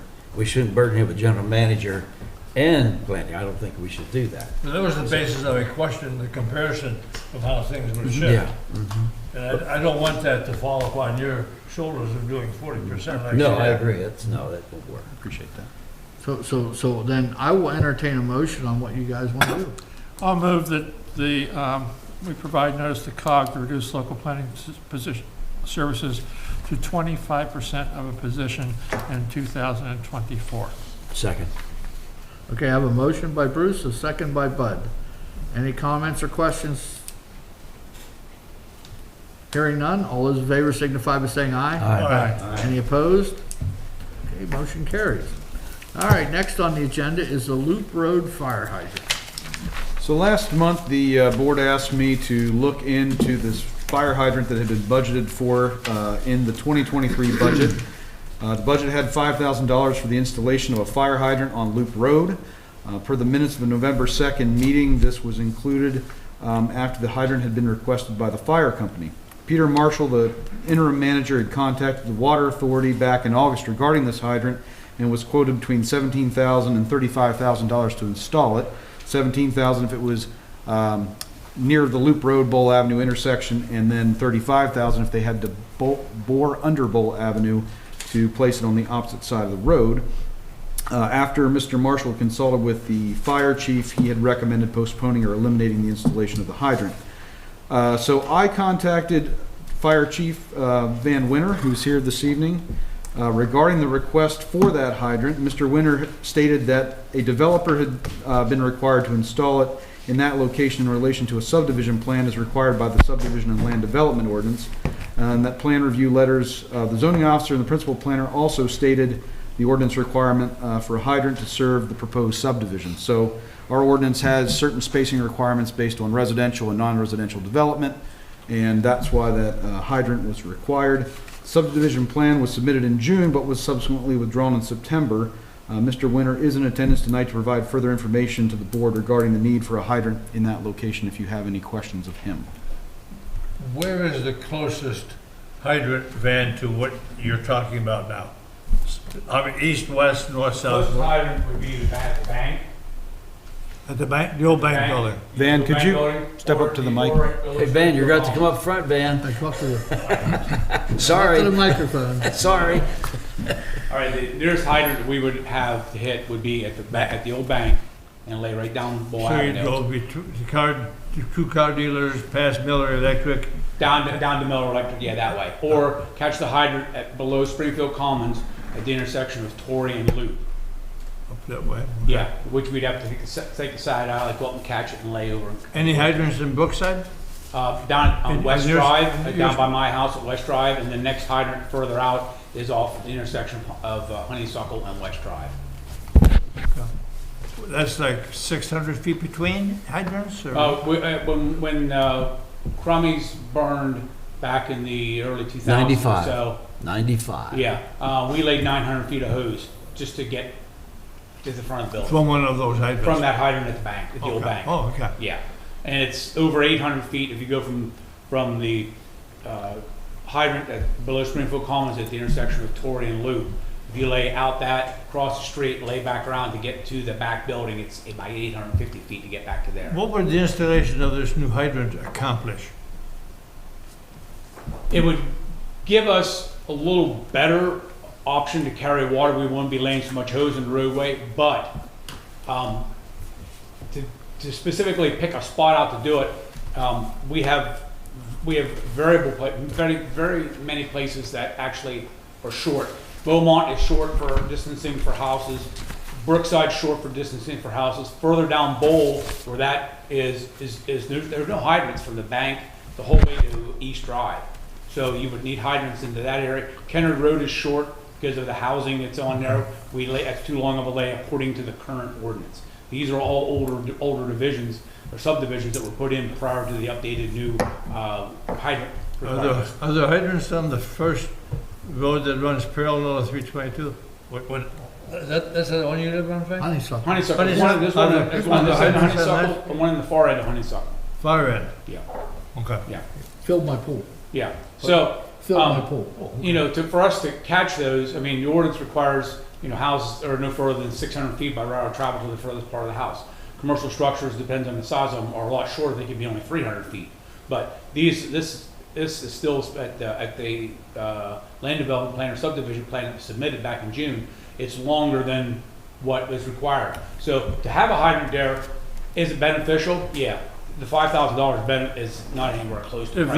those But se- there's seven- other places that could use hydrants. Of those two locations, east or west of Loop, what is the most convenient of those two? You have one that's gonna cost 17,000, the other one's cost 35,000. If you probably the $17,000 would be keeping the hydrant on the eastbound side of Bull Avenue towards like the Miller Electric area, Okay. and then the 45,000 would be to punch it under the roadway and bring it on the other side. And they're probably not going to do that, but that's good. That's where the additional costing is going to come into play. The last time not going to be quoted on a number, but last time I understood, the lay water line was like $200 a foot. So they're punching it across the roadway. The most recent hydrant that was put in that I know that was put in for Green Horizons, the landscaping place in 45. They put one across the road down over the banker by the softball fields. That one was roughly done 3 years ago, and that one was area around $16,000 to $17,000. All it did was put a riser and pretty much come up and put a hydrant on it. So $5,000 is well below anything you're going to do with it for an installation. But I can come up easily with six locations in Harris Township that also could use hydrants too. So you have to pick and choose and something like that. There's one on the hill off the end of Shrine View. You know, we're struggling to get into that area because you're catching one at Harris, or you go the whole way up to the school, and then you go the whole way to the Elmers down to the end of Shrine View and Oak Hall Street, or Oak Hall Street. Is this a fairly good example of using some of our ARPA funds to put a hydrant there? I don't know if we addressed ARPA funds on this or not. I don't Can know we if do that can. with those funds? I believe you could if you wanted to. I'm not certain where we stand with ARPA funds after the parking lot installation, but Yeah, Well, I we have have to to, check into I'm that. sure of that. we have some alternatives to talk about that too, but, you know, is it feasible to do that? To spend that money?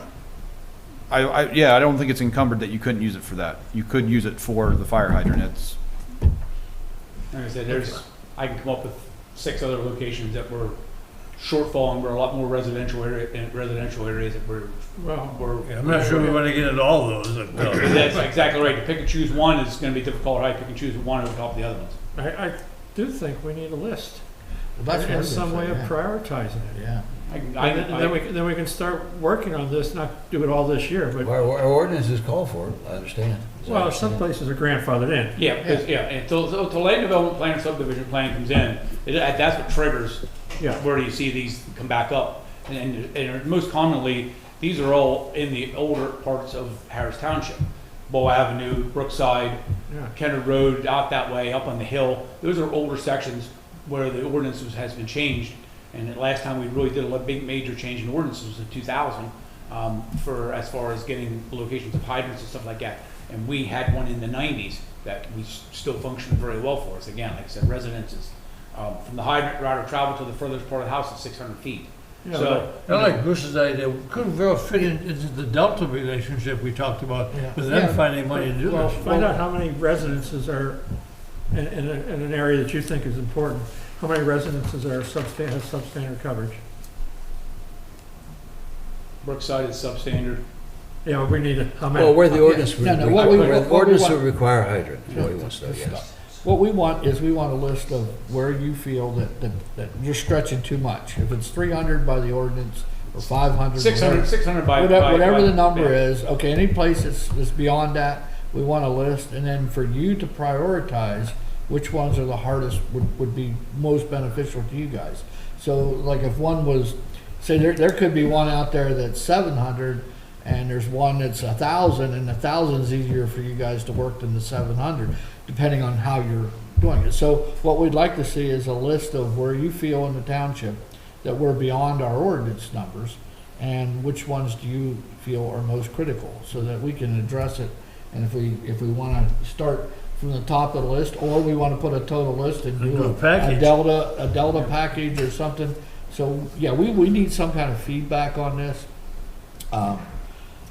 I know that there's a lot of developments out there that have been in for a long time, and the ordinance back then was different, and you know, they're quote grandfathered, but that doesn't negate our responsibility for safety to upgrade those. So I think we need to see what the total number is of that. I wrote some back there. Is that kind of what you're tonight. saying, Bruce? Yeah. Yeah, I can provide you with a list of probably about 5, 6, 7 hydrants real quick. Does it, replacement of an out-of-date hydrant, does that fall on our shoulders or the water authority? What's that, then? An outdated hydrant, you know, does the hydrant get old and? Outdated, I think a bad fire hydrant? Pardon? A bad fire hydrant, you mean? Yeah, I think Well, they that's what we replace pay them. that money for. If every year. We pay for if that, it's or- broken, we pay on $450 a hydrant, you yeah. better replace it Okay. that Yeah. thing. Yeah. Yeah, that But, better you not know, be. the hydrants are very well maintained around here. Okay. You know, they're very, and if there's an issue or we use one and then we have a problem with it, I notify the water authority and they're out the very next day, or in certain instances we most recently ran into was on private property. So they won't touch it, but they made contact with people on the private property and then they made arrangements to get it taken care of, and it was taken care of in about 2 days. So, it wasn't, you know, that dire of an issue because there's other hydrants we could accommodate to use in that area, and it was no residential, commercial.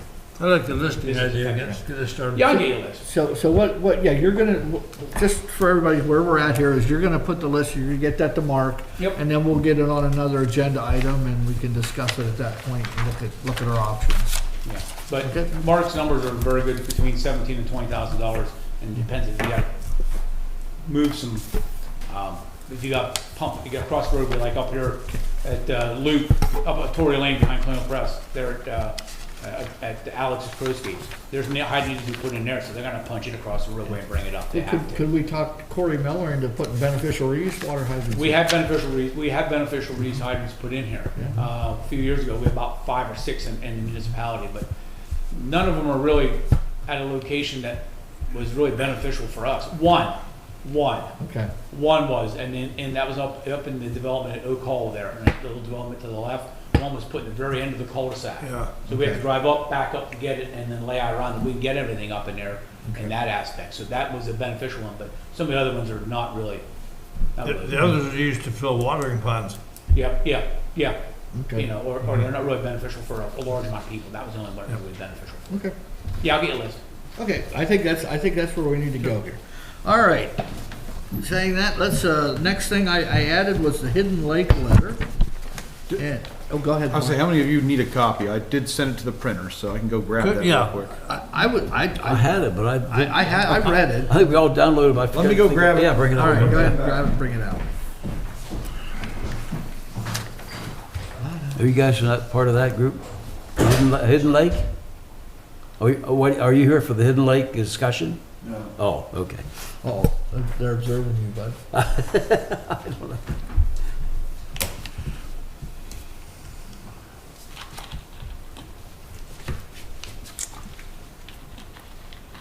Well, I think we can start a discussion on this, if anybody has anything they want to put up to this. I'm glad to see we got the e-newsletter update numbers corrected. We're only distributing to a very small number. I didn't realize we had 1,100 people on that distribution list, On what?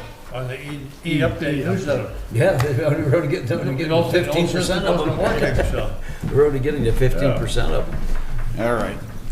The stapler did not staple, so just pass that down, and I will give, This is that's one? the whole thing, yep. This is one. Just pass the whole thing down. Yep, I'll break these out. There you go. Another one. Peel these apart. That stapler's getting, the printer's getting a workout today, isn't it? Yeah, it is. I'm just glad it worked. I had to go through my finance committee meeting, all that stuff had to be updated. All right, one more. And then here's the last one. There you go. All right. I need to get my glasses on for this.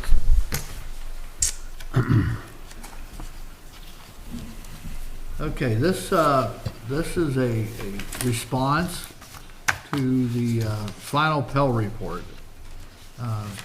for the PA 45 connector road is not sufficiently studied to include. Okay, if you look at this,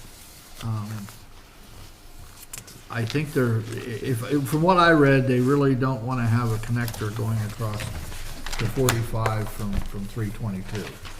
Any of them, or just at that Well, spot? I don't know that, if you read it, they don't want any, but, You know, I don't think I did get this. I don't think I got it. no, I got this, I read this. Deb should have emailed it out. Yeah. Yes. Yeah, she did. That took care of me then. I never covered it. Okay, anybody have anything they want to comment on this to start the ball rolling? Well, give us What we a wanna do. synopsis on this. Give us a, Well, basically, go ahead. I guess my general concern is that PennDOT hasn't presented a justification for needing that road, with 144 being a connector and the bypass being a connector. And if you want to sneak through Wagner, you can go from 322 at the Kubota dealer into 45. They haven't justified to me the need for it. I'll be blunt. I think it's a land grab on PennDOT's part to think they need to put that in. There's no justification for it. for a connector road. Is that what you just said? Yeah, He said he doesn't No want. justification for a connector for the road. connector road. Well, here- Well, the connector road was meant so you don't have to go clear into Bowlesburg to go to Potter's Mills or so. I'm not quite sure. See, and your observation is correct with respect to the justification for it. They never bring up the fact that 144 is an option. The 322 bypass They have one intersection is an at option. Potter's Mills, right? Pardon? That little sort of a roundy-round type Yeah, thing. yeah. That's one. So there's no more until you go clear to Bollesburg, am I right? Would be, correct. if there's no connector road there. The next you would get off, if they don't put a connector in the middle, the traffic through Bollesburg will increase significantly because you'll have to, if you want to go to, let's say you want to go to Hidden Lake, okay?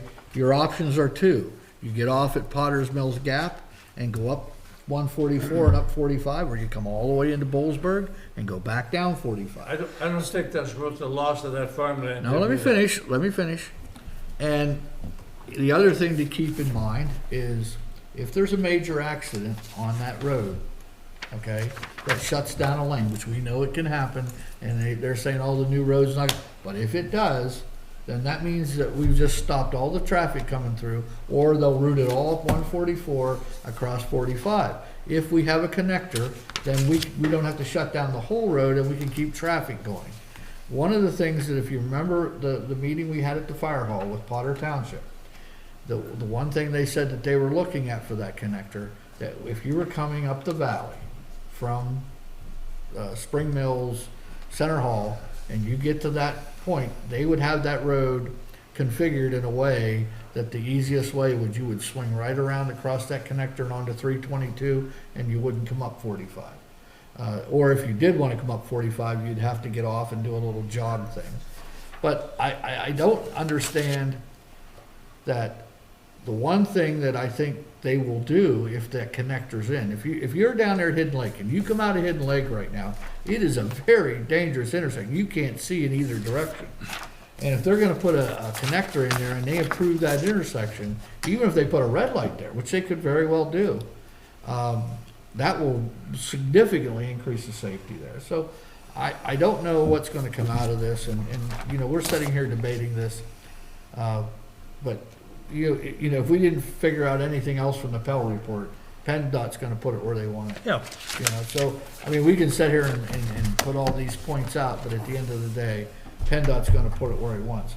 From our standpoint, from Harris Township, the biggest thing that I'm concerned about, you know, whether they put a connector down there or they don't, they're gonna wanna put a full interchange over here off of Earlystown Road, where now we only have one on and one off.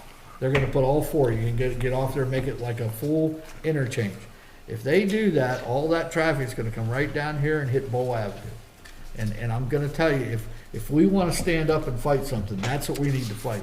If we lose that one, we're gonna have so much traffic coming down Bow Avenue and getting off on Earlystown Road to hit that road. And if they don't put that connector in, it's gonna even be worse. So if we're looking at Harris Township and what we wanna do for Harris Township, that's the fight. Down the valley, it's gonna happen or not happen. I think we have to spend our money or our efforts where we can do something for the township. That's my opinion. And I think we wanted to discuss this, and what we were gonna do is talk about when we wanted to discuss it. Yeah. And we got into the weeds right away. Well, I remember the discussion, we had discussion with that, but I don't remember their reasoning, total reasoning for where they're putting the connector. I think I know the reasoning for wanting a connector, because it's going to be a limited access road. Yes. Well, we think it's going to be a limited access road. And if it is, then you have to go the entire length of that road to come back either way. I think that was their thinking, right? Mm-hmm. Okay. And I think the other question was the size of this connector road. They want to put another round circle? What they said in the meeting, they said it could be a roundabout, it could be, but they were gonna configure it such that the preferred way would be to swing from 45 around onto the connector and onto 322 and route the traffic to 322. Now, you know, are people gonna take it? They can route it all they want, but are people gonna drive it or not? I'm unclear. I think I see two different things here. Some of this says no connector, and someone says a connector someplace else. I think I'm getting conflicting things here. Well, here's the thing, that if you read this, the connector's the catalyst, but if you read what this says, this is all about the safety improvements that need done on 45, and what we've been screaming about on this Pell report, that most of the accidents are down that way, and they keep, all we're gonna fix is 322, and they're not touching 45. And 45 is actually worse on accidents than over here. And that's what needs said. Whether they put a connector in or not, if they don't do the safety improvements, it don't matter. What, yeah, okay, I'm just looking at what we've been asked here, but, at number 6, number B, connect the PA 4 east of wherever Hoot Road is. Where's Hoot Road? That's right before you get to the meadows, if you're driving out toward the center hall.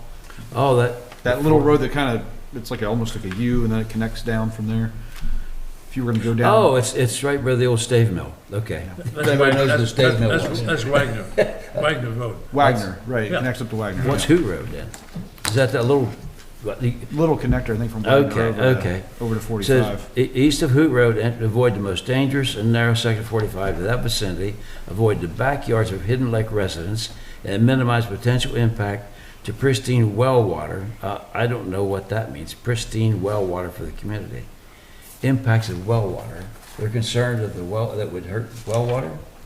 I think that's, they're saying put it someplace else. Basically, this number B, which is 6B, says put it someplace else.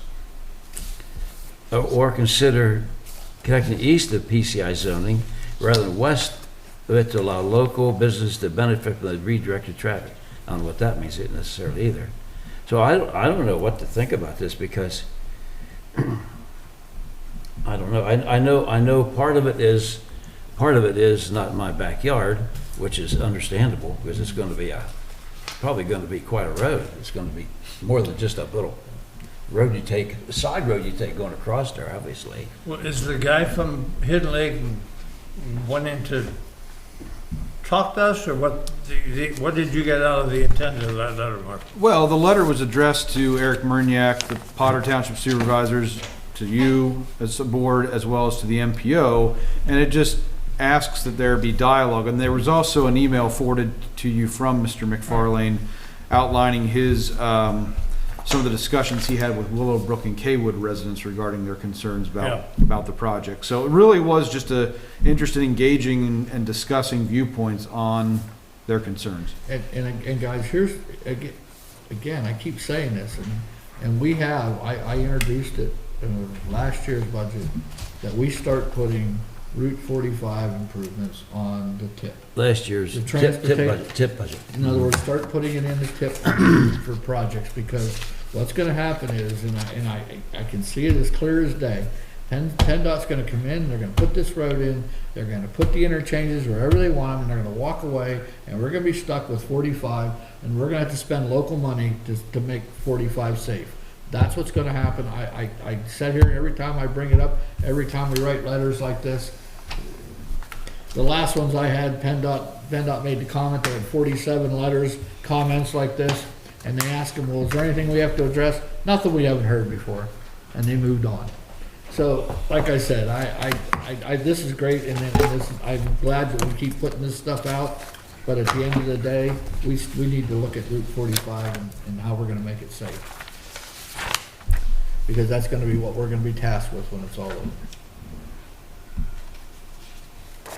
So are we, I'm still confused. Are we asked to Consider. to not have it, to not have I guess I have to read the whole thing. But one of the, we're asked to oppose that connector road, or are we asked to have it put someplace else, or to have it not as large as, but it's going to have to be lifted. If it's going to handle traffic from 322, it's going to have to be a substantial road. I mean, it's going to, we're talking about a turnaround, we're talking about, it's going to be probably a 50-foot wide road at least, I would think. And if they're talking about well water, I would think that they would, that the PennDOT would have to take that into consideration of well water. I think they do that. I don't know. They will do all the studies that they need to do I on think it, so. protect all the water sources. Well, I certainly am in favor of, there's no doubt about it. We've noticed with the fire service, we have noticed a decrease in 322 and an increase in 45. Why it is, I don't know.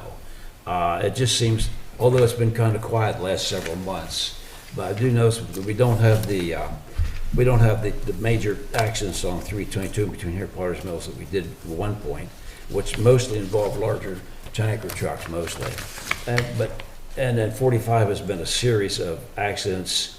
Some of them can be very well explained by being stupid drivers or unattentive drivers or impaired drivers. I don't know if that's part of the road or not. I think the road is inducive to speeding because you want to get around everybody there. So I don't know quite how to respond to this. Do we want to? I think we need to continue our position that we want to protect Harris Township. We need to concentrate Well, on here. that's one of my talking points. And one of the things, Yeah. one of the things that we have to remember is that Route 45, what's happening on Route 45? 322 is a lot of traffic from out of the area. It's transit through the area. It's coming from out of the area. Route 45 is pretty much coming from inside the area. It's coming from the valley. People coming to work, trying to get up Route 45 as fast as they can. It's not a lot of transit. You got the route, from Lewisburg. You maybe have that little bit of traffic, but most of that traffic on Route 45 in our township comes from within. Well, And that's what I said. PennDOT isn't the truck addressing. traffic comes from the. Well, Mark drives it every day. How many years you been Well, driving? the truck 45 traffic east and comes west? from Hanover. Now. The truck traffic comes from Hanover, the tractor trailers. Sure. They're all Hanover bound. They've got peas or potatoes. And that intersection down there at 45 and 144 is going to be a monster of intersection. It's going to attract a lot of traffic down there. So I think you're right. We need to emphasize 144 safety features. But I don't know how you would handle a limited access highway from where it is now to Bollesburg and not have people that, I don't know how you would handle that other than a connector. I guess the issue is where's the connector going to go and who it's going to affect. Sounds to me like that's what we're talking about. Well, is the resolution, we want to talk to Hidden Lake? We don't want to talk to Hidden Lake? That's what We know their stance. I mean, there's no That's doubt what- about that. I mean, his letter that we got a copy of the email yeah. asked us, do we want to talk?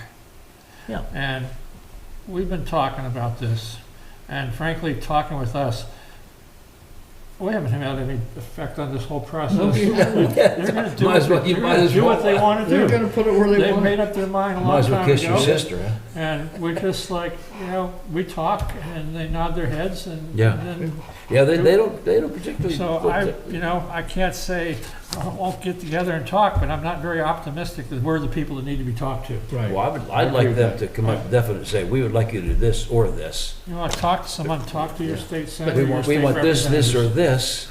Which one do you want to back us with or not back us? That would be a simple Well, resolution. Again, I think. when they're done with this next phase, the NEPA phase, they're gonna come up with one route and they're gonna say, here's what it is. They're out taking measurements and doing their surveys right now. And when they come up with that, we can sit and argue all we want at that point, but that's where it's gonna go. What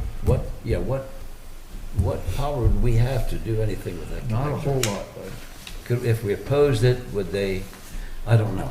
None of us are PennDOT traffic engineers, so. we're trying to get a road diet out here for how long? Well, we got it, we just haven't, just haven't had any.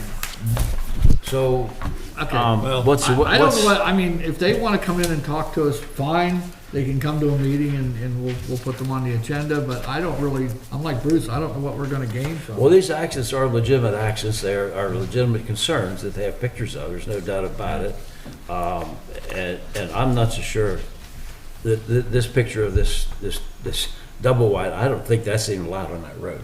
Well, Regardless, again, I think that's not I think the road's 103 inches, 100 some inches. I don't think that truck would even be allowed on that road. What's it doing there? I don't know. Well, anyway, like I said, it's up to you guys. If you want to pursue Let it, me ask ask you a them. question about the manager's report. Well, let's get this done, and then we'll go to the manager. I thought we're done. I flipped it over. Well, does anybody have anything other than if they want to come talk to us, we'll put it on a meeting? Anybody? Invite him to come. Bruce? Anything? Yeah, No. Okay, that's our consensus. Okay. All right, now we'll move to the manager's report. How are we doing in number 6 with Bowman on Church Street in the parking lot? We're getting close to pavement, asphalt plant closing date. Right, yeah, they were provided with a notice to proceed, and my understanding is that it might be not this next week, but the following week, they're gonna start on Church Street, and they indicated they're gonna have plenty of time to do the parking lot this year as well, so. Well, our frost date is a week from today. I understand. I don't think that's I their don't, thing I anymore. don't know that affects Used them to though. be. Not anymore, used to, Dan. They closed down the plant, Still but I does. don't think they do anymore. So, They're indicating they're still gonna be able to get it done this year. I mean, once we issue that notice to proceed, they only have 45 days to do do it, they? so, yes. Okay. 45 will take us to the end of November? Yeah, pretty close to, yeah. Which I think by then the plants are starting to shut Getting down, cold. so, yeah. Anybody have anything else for Mark? Was You there notice we anything did get a financial Oh, update. I would like to draw attention to at least 2 items on here, if I Right. could, real fast. Number 9 in particular, and there's a couple other items on here where it notes that the zoning officer sent some letters regarding weeds and other vegetation. From talking with the zoning officer, and he did go out and meet with the district justice in Center Hall, there is some issues with our ordinance in terms of its enforceability. It probably should be addressed to make sure it's more, achieving its purpose and it's enforceable. So that's something that I'm going to have him start working on, that you'll probably see here at some point in the near future. It would not have to go through the planning commission because it's not part of the subdivision or zoning ordinance, but certainly if we had an issue a couple months ago where the board got a complaint about a property in Willowbrook that we were following up on, I want to make sure we can get compliance in the end. Then the last thing I wanted to bring to your attention is number 11, setting your budget review sessions for November 1st and November 8th. I wanted to see if there were any concerns from the board for that. Okay. Are those Wednesday? Those are Wednesdays. Now, one other thing that's not on here was, and I mentioned this to, I think both to Frank and to Bud today when I talked with them, the COG has asked that the summary budget be reviewed by the November 9th Finance Committee meeting. Your next board meeting is on November 13th, so 4 days after they're asking for comments on the summary budget that we have yet to receive. So, I'll bring that up tomorrow. okay. I think that's way early. I think even with other municipalities are not gonna be able to meet that. It looks like, how. yeah, it looks like others might be able to. They all have meetings before us, except But they're Half not Moon gonna have Township. They're not gonna have much to study on it. They're not gonna have Agreed. much opportunity to review it. So I agree. Yes. And I don't know what's going on here. It's been a slow, as you know. Yeah, if they push that November budget, the finance session back a week, that would give us adequate time to have you review it at your What I November was meeting. suggesting, we have our wrap-up session maybe a day after we have our final, rather than a week after that. Okay. So that we can present a final budget that, I'm not sure what are looking at. It's November, October 2020. Are you talking about for when it goes to general Yeah, forum? Yes, when's the final wrap-up session? Well, I know you're going to have it. I think the general forum was going to recommend it on November 23rd. They were going to, or October 23rd, they'd send it out, but then November 20th would be the Okay, general when- forum when- meetings. I think your wrap-up session was the 9th of November. So that may not be finalized till November 9th. We will work that out. Well, That's something I think what they need to hear from us is, we need time to look at it. So Right. if we have to see it at least a couple days before Well, we discuss he it. is planning on coming, I remember, He's going to come to give the So we need, presentation. well, I don't know, I'll try and move that back. Yeah, the only way you could accomplish that is if you have it at either one of your budget sessions or you have your second meeting this month. Yes, I think we're gonna push for that. So a Well- wrap-up session, okay. Well, I don't know what you guys think, but this is gonna be an important event, and I don't know that we wanna hurry through it. But this seems to be the SOP anymore from COG. Here it is, hurried up, we gotta get it done. So Well, it's I always think we been need to sort- slow it down. It's if we always been sort need of to. like this. This year, there's been a couple Yeah. hitches with different administrators, Okay, different. do you have anything else, Mark? No, that I you have a think- question on number 90. Which one, Frank? Did you say the police are looking at those cars down there? What's the status on the vehicles? I'm not certain of the status on the vehicles. My understanding was the police couldn't go onto the property without having reasonable cause, or Well, I agree something with to that, I that. agree with that. So I was gonna speak with Chief Gardner about community-oriented policing to see if they can get out there to maybe Well, work one of with the the issues owner. are the cars you've got there, and they've been there forever. I think that needs to be, that would be the first step. That we can do. Right. If it doesn't meet the ordinance in the cars, that we can do. I don't know about the rest of that stuff. I'm really not sure. I've always been told, well, there's nothing we can do except send letters, but I don't. Well, I think he did make, the property owner made progress toward getting compliance on that property, but the point that I think the zoning officer is making is that if it does ever have to go to court, the ordinance needs to be written a little more clearly to be enforceable. I think that may be what they're trying to tell me. Yeah. But I would double check on the car Yeah, situation. absolutely. Does anybody else have anything for Mark? Anything else for Mark? Okay, next, approval of the vouchers. So moved. Okay, I have Bud making a motion, Second. and I have Denny with a second. And Any comments or questions Comment I on? have is, as soon as I find it, as soon as I can find it, I had it in my hand and I lost it. Check number, where's my voucher? Check number 17 something. We did it again. We wrote a check for 66 cents. Check number 1780 something. Well, $6.60. No, we wrote one for 66 cents. Where? Check number, unless I was, It's 660, it's not 66 cents. $17.99 is $6. $17.99, yeah. for how much? $6.60. Oh, $6.60, okay. That sounds, it probably cost us $10 or $15 to write a check. And we wrote it, and we wrote it for 66 cents. That means we spent $16.60. I just. Well, I'd that's just- sooner write it to 666 than to tell our guys they gotta spend $25 to make it worth the effort to write a check, so I think Well, no, I'll take the I'm, 666. we talked about this before, and Mark, you can think of something that we could reimburse somebody if they, but get there and get a small bill like that for one, reimburse them somehow, other than writing a check for $10, would cost $10. Well, but we would probably reimburse them with a check. Yeah. So that is the thing to consider. So How maybe much it's a does it cost us to catch-22. write a check? How much does it cost us to write a About check? $25. Oh, I don't know what it costs, till it About takes the time 25. and the paper and the effort and run it through 3 different people. And I don't know what it costs. I'm just looking at a $217,000 budget for the month. So, any other comments or questions? Hearing none, all those in favor signify by saying aye. Aye. Any opposed? All right, we're gonna talk about COG committees. All right, executive committee. We seem to be running around the woods here on some things. We've had several executive sessions, which we can't talk about here, and we also put what's going on in the agenda. The 19th, at the next one, we will also have an executive session. I will try to fill in when I can, but right now it just seems like I don't know. I can't put my finger on it, but it seems like, you know, one of the things I looked at when I was out at Bethlehem, over 24, right around 24% of the committee meetings for last year were canceled. And I'm sitting there thinking, you know,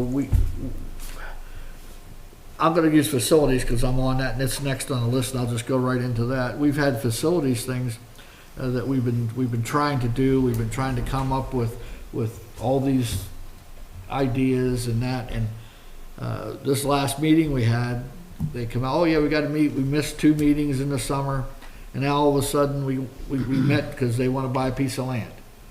You know, wait a minute. We didn't know about this land, which we looked at, I don't know how many years ago. And What is that? that, right across from the COG building, that little lot that's over there between the buildings. The nesting lot. Yes, they want to buy that again. And again, it seems like it just, everything, when we sit down at these meetings, it seems like we're crisis managing, I guess is the best way to put it. But I just wanted everybody, I'm just frustrated that we can't, if we don't have an actual item, that they cancel the meeting. And most of these committees, a lot of what we do is not actionable. It's getting things ready to go to the general forum or to become an actionable item. Isn't the facility coordinator position open? Yes, it is, and we didn't have a discussion about it. It wasn't even put on the agenda. So, like I said, there's some things going on there I'm working at, but that's all we talked about at facilities, and which you guys will all get it. I think finance, you'll hear about it. Anyway, what came out of it was the staff wants to just go right to a sales agreement. And I said, no, I would not agree with that, because I don't think we would agree with it. I said, we need to do due diligence before we go to a sales agreement. How much you talking about? $475,000. It would cost us, our portion would be Well, 40. don't get excited, that's probably less than the going price. Well, yeah, but I don't care about that, but our portion would be $45,000. And to boot, we do not have a use for it. And when that came up, they said, oh, well, land will appreciate, if we let it sit for 5 years, we can sell it and make money. We can't take taxpayers' money and speculate on land. We just can't do that. That's called arbitrage. Should have bought it 20 years ago. Yeah, well, that's what I said. We'd have bought it 20 years ago. That's a different story. But the bottom line is, I just wasn't, that's all we talked about facilities. So I really wasn't happy. You guys will hear it. It's coming down the pike. So just wanted you to know that one. The Pell study, okay, where that's at right now is they're going to this next NEPA phase. So you're gonna see people out measuring, surveying. They're gonna look at the connector, where it would go, what it would do, exactly where it goes. They're gonna narrow it all down, and then they will come up with, once that's done here, it'll probably be about 26, another couple years. They'll come back and say, here's the final route, and here's where we're gonna go. And at that point, it will be narrowed down to one. This is it, and from then on, they'll start buying land and doing right-of-ways after that. But that's where it's at. MPO, okay, we had a really good MPO meeting. We talked a little bit about going forward. I gotta find, there it is. Paperwork's killing us. Okay, anyway, we talked about the connector report and you know, they're going on. By the way, if you didn't know it, Dean Ball retired on the 15th of September, so we have a new guy in that position. Who was he? He was the guy that was doing all the Pell study. He was the guy that came to all our meetings. Then we looked at some other things. We reviewed our strategic plan again, and you know what we're looking at there is we really do need, and with things going on here on Route 45 and safety initiatives and everything else, we need a grant writer in MPO, and you're going to see that, and that's, I've seen the increase in the budget on that. It's significant. It's more than double, but it's something I think that if we don't do, it's going to put us further behind on procuring more funds for our roads. So that's something that you'll see when the budget stuff comes up. Frank, Yes. is that an opportunity for a Delta relationship? It can be, but it's yes and no. What you have to have, Denny, is when these things come out, like when the bill legislation came out. Yeah. Okay, there was a couple things on that real early on that we said, oh, you know, that's right in our line. We went to look at the application process. It would have taken us 6 months to do the application. They're so quick and they come so fast and they're so difficult and complex that you really need somebody that's on top of that all the time. And that's kind of what we're looking, what kind of money can we leverage by doing that? And that's really what we're looking at with this. And I don't know how well it'll go. I know the county's got to ante up. There's a lot of players in this that's going to have to ante up, and whether or not they do or not, it's going to be and we're holding off. We have a bunch of bylaw changes that will need to be made if we get the funds, but we can't make those until all the budget process is over. So, Has a unified grant provided for all the club ever been discussed? They've talked about that, but this is a little more difficult than that. TIP is the MPO it's difficult. There's so many sources, so many things. It's hard to explain, but it took me a good year and a half till I even understood everything that was going on there. it's a very difficult process. Anyway, that's all I have on that. Parks Capital. You ready for the suspense? We didn't meet. Okay, we didn't meet. You know, that's the good news. Okay. What about governance? Parks governance, we had our final scheduled meeting with the, excuse me, with the facilitator. There was some discussion, we've used up that budget, there was some discussion if we wanted to further engage that person. I think the general consensus was, let's see if we can make some progress now without her. I think we made some decent progress. We're honing in on a few ideas. I agree. And there seems to be some general agreement, not 100%. Of course, it probably never will be, but I think we're making progress. The facilitator was costing, what, 100,000 a year or something like that? It wasn't that bad, but Okay, it wasn't that bad. I don't know. Parks Park Authority. Basically, Whitehall Road Regional Park is being wrapped up. It's almost finished. And still, you can't open it to the public until really everything's done and all the equipment is off the site. As long as it's an active construction site, if there's construction equipment on there, it can't be open to the public. So the idea is to probably have a grand opening in this spring, kicking off the spring recreation season, the spring recreation programs.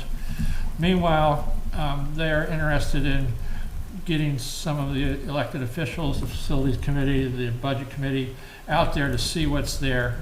And I think when you get out there and see it, you'll be pretty impressed with what's been done. Been there. We were already out. Oh, you already are, yeah. And am I right? Is it impressive? Oh, yeah, it's got some impressive starts with it.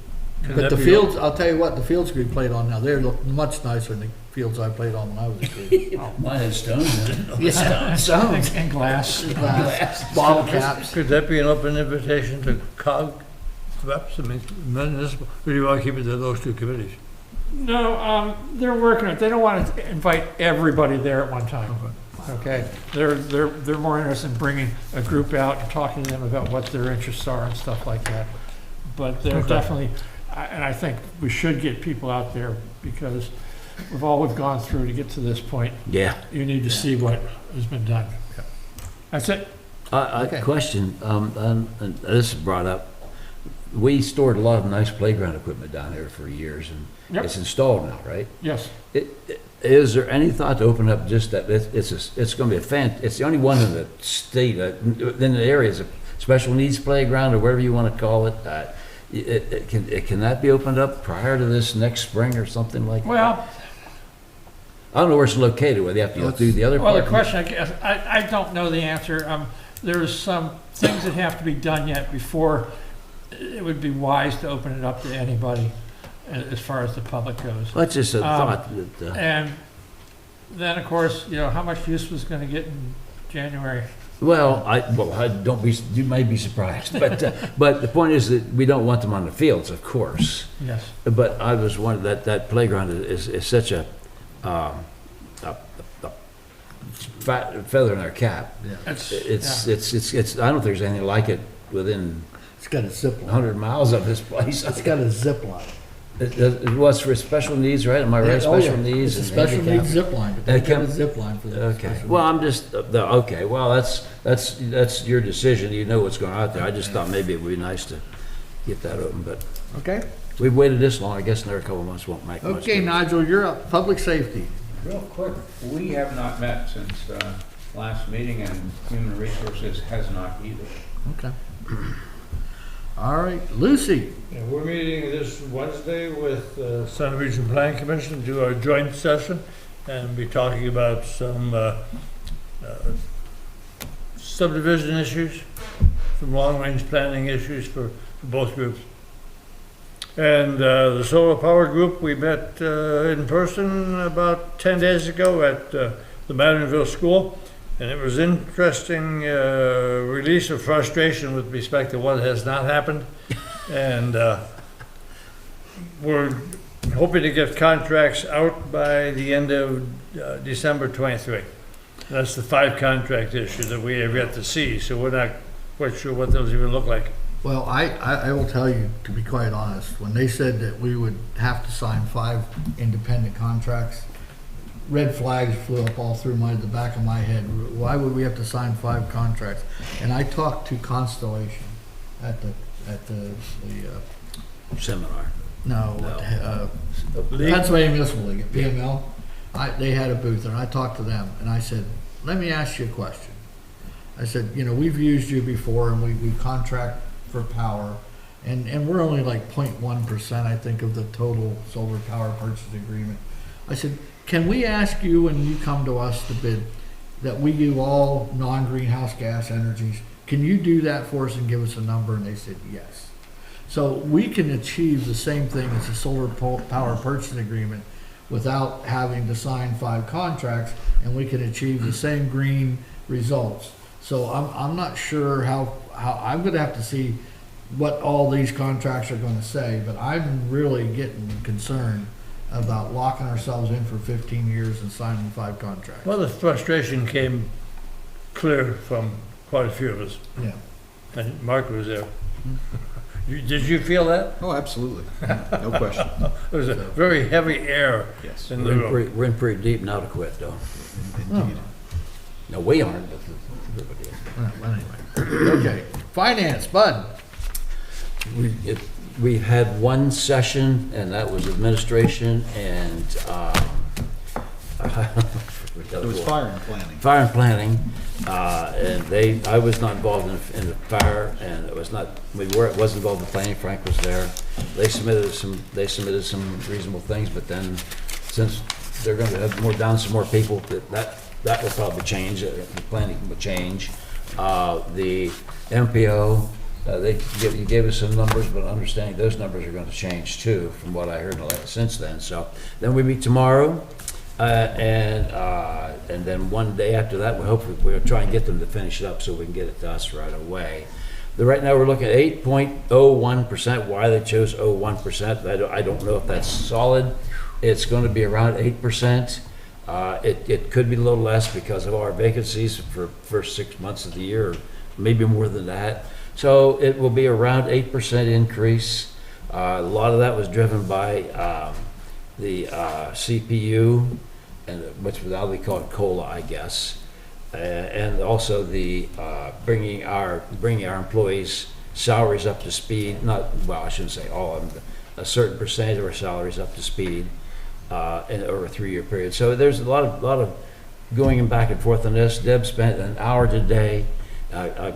Bless her, she spent an hour today on the computer, on the printer, getting my code book, my budget book up to stuff. We don't know if it is yet or not. So we're going with Parks and Recs tomorrow, and we got every day we get something new. We'll see what's going to happen on that one. COG doesn't supply that? What's that? COG doesn't supply that? No, they will not. It's all electronic. Okay. Now as a committee member, they may. But I can't show up tomorrow and have them hand it to me because I have to be there at 8:30 tomorrow morning. Yeah. So Deb spent the afternoon getting my book up to date, and I'm going to spend 20 minutes tonight looking at it. So the point is, there's a lot of numbers that change, and I know we make one suggestion, and it probably changes 50 pages in that budget. So we go play that by ear. And we will have a budget to present to us. It's going to, you can expect 8% around there, and I said that I think what's driven it out is the COLA and the salary compensation. Anybody want to go along tomorrow at 8:30? No. You'll be there last time, Frank. Why don't you go on down? I'm gonna play golf tomorrow. Okay. Okay. Climate action. Well, we met today at noon, except I had a previous appointment that had been scheduled months ago that I had to go to, and I wasn't thinking very accurately, and I called and said I won't be there. But Mark jumped in, he looked at us, so he went to the climate action. May not do that again, but he went. Mark, would you like to report on the climate? Yeah, I'll make it brief. So they talked a lot more about the request for proposals for the next refuse and recycling contract, and they specifically talked about building into the proposal a cost of, or a CPI, basically the consumer price index where it would automatically increase the rate that they're paying for trash every year in the contract. They felt that would make it more attractive to these companies. The biggest issue was, I guess the last couple of months, they've put together all the different components of this request for proposal, and they are planning to finalize that in November. So they said if there's anything that's of concern, to let them know, because November is the date when they're gonna be hopefully voting on that I contract. know we're submitting Or that two RFP. bids for the contract. Yeah. The authority is submitting two. Oh, they are? We're asked to do two. I saw the outline of two, yeah. Thanks, Mark. Did, Yeah, good job, Mark. Now, next month I'll remember that. did Pam do a presentation at the league meeting on on the solar power program? No, Pam Adams? no. I wasn't there. No, You're she saying a wasn't. PML? No, there was nothing on the agenda for that. She was scheduled to do a presentation, I thought, at the league. That I don't know. If she did, I didn't see You're in her. Bethlehem. Yeah, Mm-hmm. yeah, I didn't see her. Okay. I didn't, she wasn't Beth, oh, did she put? No, she wasn't there, I didn't see her. No. She was gonna do the same one that she and Peter did for Well, Peace. Peter was, they mentioned Peter, I didn't see Peter either. Peter was supposed to be at, well, oh, no, that's, okay, what you're talking about is in Gettysburg. Gettysburg in November, Oh, they have a yes, sustainability. yes. PMAA one. No, it's a No, PML, but PML. it's a sustainability conference. Okay, And it's okay. in Gettysburg and it's Yes, in okay. November. Yes, that's right. And if you wanna go to it, there's a sign up on PML. You have to have $125 or something like that. I don't know what it costs, but it's down at the It's Gettysburg. 125. It's down I'm Gettysburg. not going. Okay. All right, anyway, Bollesburg Heritage. We had a very successful Oktoberfest. I think we brought in about 100 and, how many did you hear? 120, 130? Fine time was had by all. Yes, it was. Thank you, Had a Dan. nice Dan time. Dan had a good time. And it was nice. The weather was nice. It was very, very low key. The food was excellent. Entertainment was excellent. Company was okay. The fellow Bush in the glass was a little bit shaky though. So Well, the water kind of boiled one of them too much. We had some best red cabbage I ever had. Okay. I made it. Oh, jeez. I will say this, I did go at the PML in Bethlehem this last Saturday. I went to a real Oktoberfest. Believe me, it is something different. I saw a stack of kegs about 15 kegs high in the back, so it was interesting. They're going to be probably closing for the winter. I don't know if we're going to have a Christmas thing or not. We'll see. We'll probably go on close down for the winter months and open in the spring sometime with a lot of good ideas. We got a lot of good members of the committee over there. They're young and excited, and they're interested in history, so it looks good. Hey, you done yet? I think so. Okay, he's done. All right, before we go to number 9, you each have a card that I brought back for you from PML. There was a very good presentation. Tell them who it was. It was a gentleman named Timothy Shriver. Timothy Shriver is John F. Kennedy's nephew. And he came up with a program called the Dignity Index. And there's websites and everything there, dignityindex.us, dignityindex at unite.us.